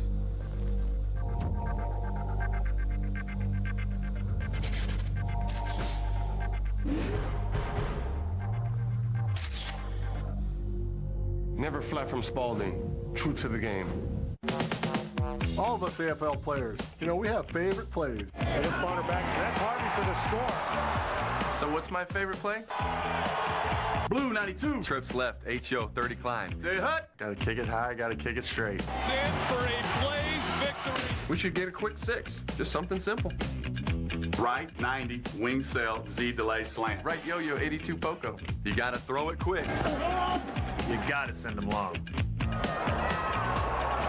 Now, quarterback's gonna read this corner here. The old 5-step drop. No, the 3-step drop. Are we talking about dancing or football? Starting to feel it now. I'm feeling it. Quarterback takes a quick 3 steps, hit the delay slant. And that's your basic 3-step route. Well, we might not agree on a favorite play. One thing we do agree on is the favorite play of the AFL, helping kids at Children's Miracle Network hospitals. That's my favorite. Touchdown! Earlier this evening down the road here in Los Angeles and Carson, California, Oscar De La Hoya won a fight by unanimous decision. Can either team here up the road at Staples Center deliver a knockout punch? 59-59, 1 minute remaining as Eric Poole is set to kick off to Tamon Marshall, except it's going to be an onside kick. That ball is loose. 15-yard line. Sean McNamara can't handle it. Ball kicked across midfield, and we have a pile on the 25. Who has it? This might go a long way in determining who wins this game. Wait for it. Wait for it. Anybody? It is LA football. Wow, now Eric Poole is one of the best kickers in the AFL in terms of executing the onside kick. He has several of them in his repertoire. This time, just a little surprise onside kick. And the attempt there, obviously, to get the football, but if not, to have the Avengers not be the ones with the last possession of the game. They want to make sure they provided themselves enough time to possibly get another possession. It does not appear that way. It looks like Tim Hicks will have a chance with just under a minute to try to knock some time off the clock, score, and get the Avengers a victory. First throw for Hicks is to Rashawn Ward. He's in the seam. He's going to get to the 16-yard line. It's going to be a couple of inches shy of a first down. 59-59. We are tied, and there's a timeout of the field. Arizona is going to take a timeout. LA still has 2 remaining. Arizona now also 2-2. Each team 2 timeouts remaining. Time now for your ADT, Defensive Player of the Game. JJ, not a lot to choose through today. Let's go with David Wheeler. Yeah, not a lot of defensive plays to choose from because the offenses have played good for both sides, for both teams. Damon Wheeler with that ADT Defensive Player of the Game. He registers as knocking that breakup, his second breakup of the game. No INTs, let's face it. If the Eric Williams touchdown, the defensive touchdown had stood, I'm going to guess Eric Williams, number 8, the DB for Arizona, would have been got it. ADT defensive player of the game. But alas, it does not work. 59-59, 44-6 remaining. Fourth quarter, 2nd and 1, we're tied. Kevin Ingram in motion. It's going to be the up back, the fullback. Josh Jeffries getting the handoff. He's going to get across the 15. It is enough for a first down, and another timeout is taken. Again, it's an Arizona timeout, which means 1 more remaining for the Rattlers. Elsewhere around the AFL tonight, big road win for the Desperados after the loss Monday to Philadelphia. They go into Columbus and beat the Destroyers 48-45. The woes continue for Columbus, and Georgia's a winner tonight, a big winner over New Orleans. Utah's a winner. Finally, hey, someone had to win that game, 67-50, and Orlando beat San Jose. Notable here to both teams, 61-35. Yeah, so we've seen the unbeaten have fallen when Philadelphia lost. The fall from the ranks of the unbeaten. Utah gets a win to now get a win in the win column, and so they're along with Kansas City, both at the bottom of the division in terms of trying to make the playoffs. It's going to take a miraculous run for them to get in. All right, again, Josh Jeffries, the handoff. He's going to get a little bit of forward progress. Clock is moving. Now it's blown dead. Another timeout. Arizona will burn its 3rd and final timeout. 31 seconds remaining. LA still does have 2 timeouts. JJ, you mentioned the standings. Let's show them to you. Your Mitsubishi Western Division standings, taking into account the earlier San Jose loss to Orlando. Arizona finds a way to pull it out, would go to 5-4. That's good for first place. Well, they'll still be playing to try to get to first place or to maintain a lock on first place, because if they beat San Jose next week, it'll be their 5th win. San Jose, though, also going for an AFL record in terms of consecutive wins within the division. They have 14 now, which is tied with 2 other teams. If they're able to beat Arizona next week, it'll be their 15th consecutive win within the Western Division. As you mentioned, they've already beaten Arizona and Los Angeles so far this year. So that's another streak that's on the line next week. That LA win came last week. Jeffries on the pitch. He gets around the corner. Jeffries eventually gets knocked out of bounds. The clock reads 26 seconds, 59-59. Now you can always, as Jeffries laments going out of bounds, rely on the kicker here, but you would rather, JJ, get this thing into the end zone. 3rd and 5 coming up. The yard line to make is inside the 5. Let's call it the 4. Well, Josh Jeffries, being an experienced player, knows better than to run out of bounds and stop the clock. And so what that did is it provided another stoppage for Arizona. Important for the Avengers to get positive yards or a touchdown. A touchdown. That's positive, I think. Kicks to Tamon Marshall into the end zone. LA takes the lead with 22 ticks left. 65-59. So that's a gutsy call. Everybody in the building anticipated another rush by the Avengers to pick up positive yardage, keep the clock running. But Coach Ed Hotchkiss decides to put the put the ball in Tim Hicks' hand and let him make a play. He goes to Marshall for the touchdown. All right, so Fredrickson with a key point after. This would make a 6-point game a 7-point game. It is a 7-point game. Ingram the hold, Fredrickson the kick, and it's 66 to 59. 22 seconds remaining.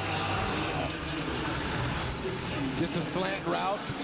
Hicks steps outside the pocket a little bit, created a passing lane for himself, and the fans obviously excited. The Avengers have the lead, and this is a team that's lost 6 out of the last 7. Not a lot to cheer for here at Staples Center. They're excited right now. 6 out of the last 7, 2 in a row, trying to break that 2-game slide. One here a couple of weeks back against the Utah Blades. Meantime, Arizona is trying to win back-to-back games for the first time this year. All they need is a touchdown here in the final 22 seconds to potentially send it into overtime. Now, of course, there is the hypothetical, do you go for 2 question if Arizona is able to score? But we'll save that for later. All right. 22 seconds, still plenty of time, and this is probably the biggest play of the 22 seconds. Fredrickson has to kick the ball to Harvey, who is one of the best in the Arena Football League in terms of returning kicks, and he gets a chance right now. Harvey has returned one for a score already today. Will he get a shot to return? Yes, he will. Fields cleanly off the net. And he's wrapped up at the 2. If Arizona's going to tie this game, it's going to have to go almost the length of the field. I'll tell you what, that was Rashawn Ward that was down there on kickoff coverage, and he was flying at Harvey. Ball taken off the net cleanly, and now watch, from the left side of your screen, there's Hicks. He comes in, beautiful tackle. Ward comes in, beautiful tackle. Now Ward, although he's playing offense here in the AFL, he was a 2-way player in college. But he for Cal Berkeley, he played offense and defense, and also moved football.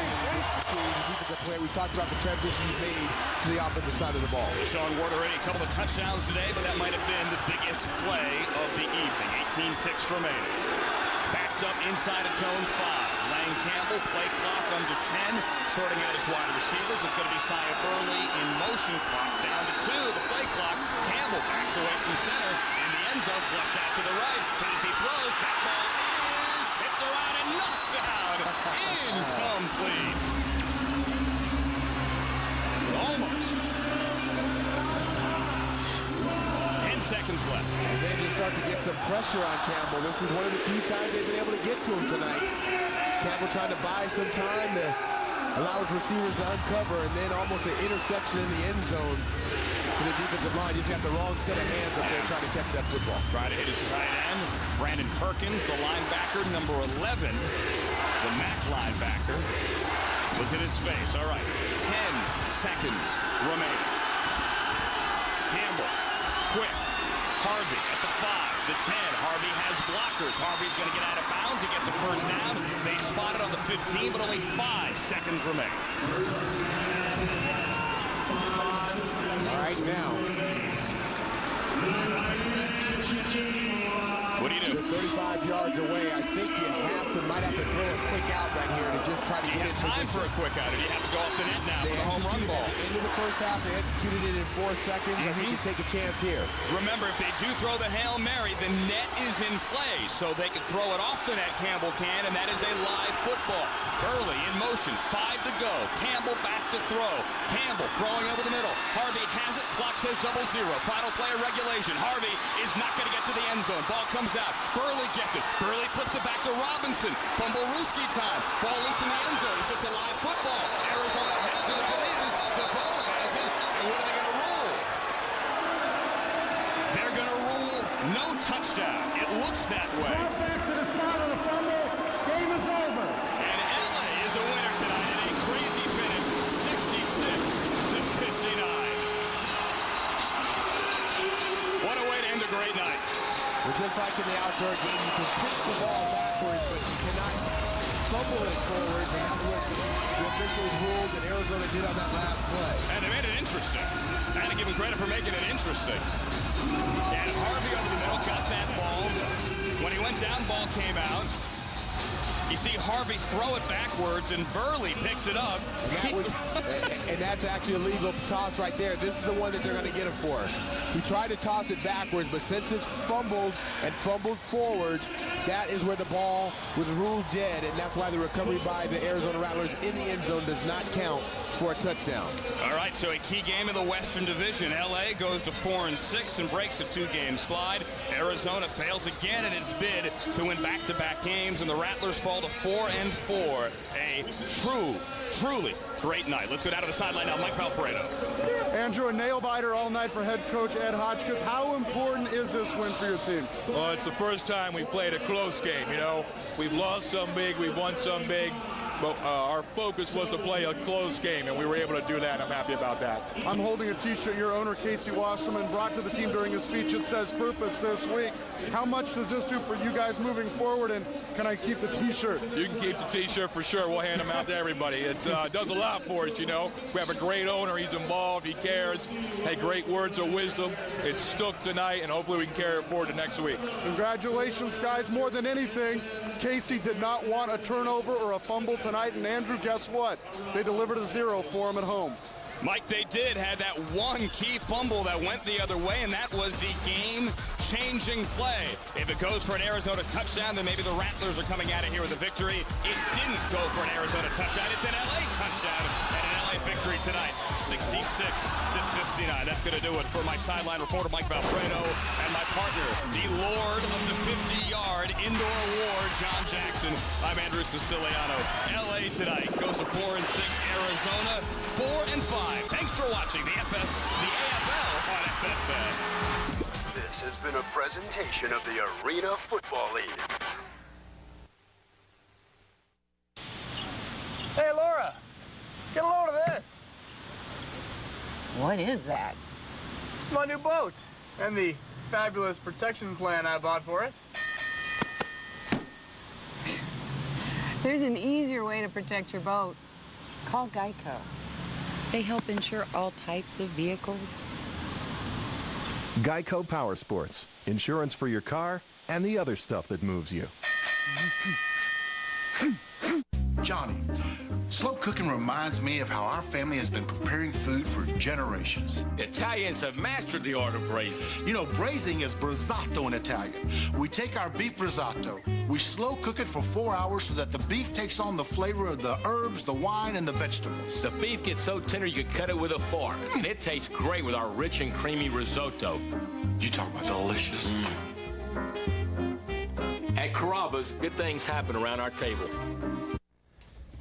Right now on the final score, presented by DirecTV.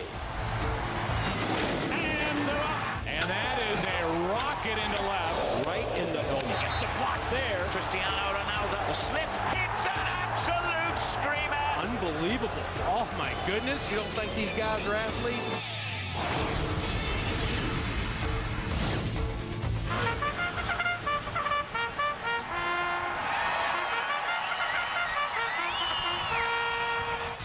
The 134th running of the Kentucky Derby, all set with celebrities and their entourages, mint juleps and emotions flowing throughout Churchill Downs. Second largest crowd in history, 157,000 plus packing the place to watch the thrilling 2 minutes of horse racing action. It is the first Saturday in May, so we start tonight in Louisville, Kentucky. Good to see you again, everybody. Barry LeBrock with you for the next half hour. You know, it's usually a big-time party for all and an all-night celebration for some after the Derby. This year, though, the triumph is tempered with a tragedy at Churchill Downs. We'll get to that story in a minute. First, though, the race, the favorite, Big Brown, set out wide in the 20 post, way on the outside, but just trying to avoid trouble early. Brown comes in as a 5-2 favorite. Big Brown looking strong out of the gate, heading around the far turn and then making his move around the final turn. Big Brown puts it in another gear, taking over the race. Big Brown bounding home to a convincing win in the run for the roses. It is Big Brown by 5 on the wire. Big Brown remains unbeaten. There is the jockey's wife, Kent DeSormo, wins his third Kentucky Derby. This was the perfect horse for the hole because, the perfect starting gate position for him because we were dreaming of this happening. Just an uneventful cruise down the front side the first time, and that's what I got. No no distractions, no alterations in course, just slide over. Well, sadly, Big Brown's fantastic performance is not the lasting story to come out of the 2008 Kentucky Derby. 8 Bells, who finished second, collapsed with 2 broken front ankles shortly after crossing the finish line. Doctors reached the filly on the track and decided there was no alternative to euthanizing the horse. She didn't have a front leg to stand on to be splinted and hauled off in the ambulance, so she was immediately euthanized. It's catastrophic injury, both front, that's something that we occasionally see in one. It's not terribly unheard of for a horse to have some problem bilaterally, but normally, I in my years in racing, have never seen this happen at the end of the race or during a race. Sad story there. And we move on now to basketball, where the ebbs and flows of the NBA's postseason are flowing again in the West. The Spurs, fresh off their quicker-than-expected dispensing of Phoenix, beatdowns on San Antonio in the regular season, beating them by 25 points at home and 24 on the road. Spurs and Hornets split their 2 meetings in the regular season, split their 4 meetings in the regular season, each team winning 2, but obviously the Spurs getting the worst of it in those 2 losses. How about this? They needed to put out the Ring of Fire by the Hornets mascot. He used it as a prop, and it was a big-time delay as they cleaned the court. Second quarter, players struggling to stay on their feet. Look at those guys go down. Tim Duncan, Gennaro Pargo, and Tony Parker goes down as well. Parker in pain, but would be fine. Later in the quarter, Bruce Bowen hits the 3-pointer and the foul. Spurs shooting big time in the first half. They go up 4 at the break, but the third quarter belonged to New Orleans. Down 2, Chris Paul. Nice feed to David West. He throws it down. Nice pass by Paul. Later in the third, Paul again, this time off the turnover. He's going to take it himself all the way to the hoop. Gets the lay-in. Hornets lead by 4. The run they started in the third continued in the fourth. David West on fire there. West from outside, little mid-range jumper. He had the hot hand all night long. Later in the fourth, Fabricio Oberto got up for the shot. Look at West. Not here, not now, no way. Hilton Armstrong fired up on the bench like, yeah, blocked him like that. Still in the fourth, more Hornets. Paul off balance. Over. Bowen, one of the best defenders in the NBA. 12-point lead for the Hornets. Moments later, the Hornets put it away. Transition here. Paul feeding West. Going up for the big dunk. West had 30. Hornets winners by 19. We know Coach is a winner. You know, he's been a winner his whole life, and he's just trying to make sure that we get a winner's mentality. You know, we're chasing these guys. For the past couple of years, we've been trying to build to what they have. You know, close the gap with these guys, and we feel like over the course of the season, we've been able to do that. So a 19-point win for the Hornets. What's up with the Magic and Pistons game 1? Dwight Howard had a huge opening round series. Rashard Lewis taking over in the first. Pistons up 6. A little crossover here and the floater. Nice move. Game tied at 22 after 1. Second quarter, Chauncey Billups gets fouled and takes it to the hoop. A little kiss off the glass. Pistons by 6 after Billups converted the free throw. Then later the second, Lewis driving again, rejected by Antonio McDyess. Going the other way. Billups with the easy hoop. Pistons up 43-42 at the break. Third quarter, Detroit coming out hot on the run here. Tayshaun Prince finding Richard Hamilton in for the layup, part of a 19-3 run. Gotta love Stan Van Gundy. Not hiding any emotion there. Jason Maxiell in the fourth quarter, off the screen, hits the J. Pistons absolutely rolling, and then watch how open Theo Ratliff gets underneath the basket. Rodney Stuckey is not gonna miss him. Pistons roll. They also win by 19 in game 1. Well, you can't rough up the game with us. You know, we've been doing this for years, and, you know, that's the way we want to play. So they tried, but, you know, we enjoy it. We like it. So we just try to keep on playing our game and really just keep running our offense, running sets, and playing good defense. All right, we move on and now to NASCAR, and a rift that could have blown up in the sport's biggest story of the year. Instead, teammates Dale Earnhardt Jr. and Jeff Gordon sorted out their issues and decided to move forward. Earnhardt angered Gordon by not helping him in the final laps last week. Gordon now, though, says no problem.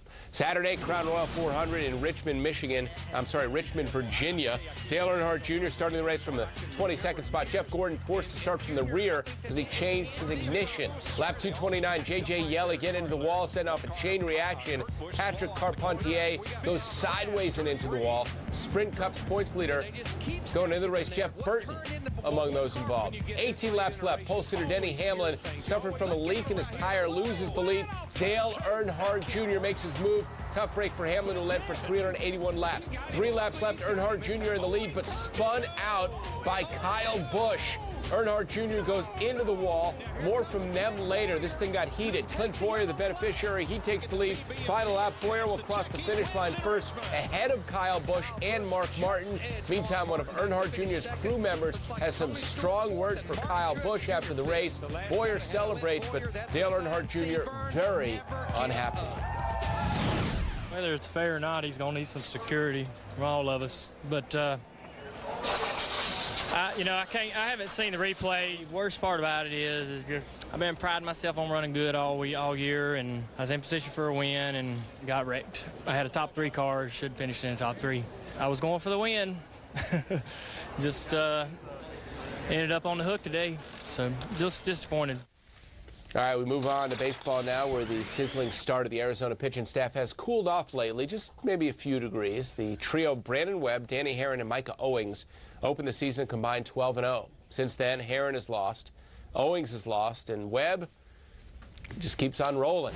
D-backs unquestioned ace on the mound against the Mets, looking for his 7th win of the year. Top of the 6th, 5-1 Diamondbacks. A couple of guys on, but Carlos Delgado, of all people, touching off on Brandon Webb. 3-run shot.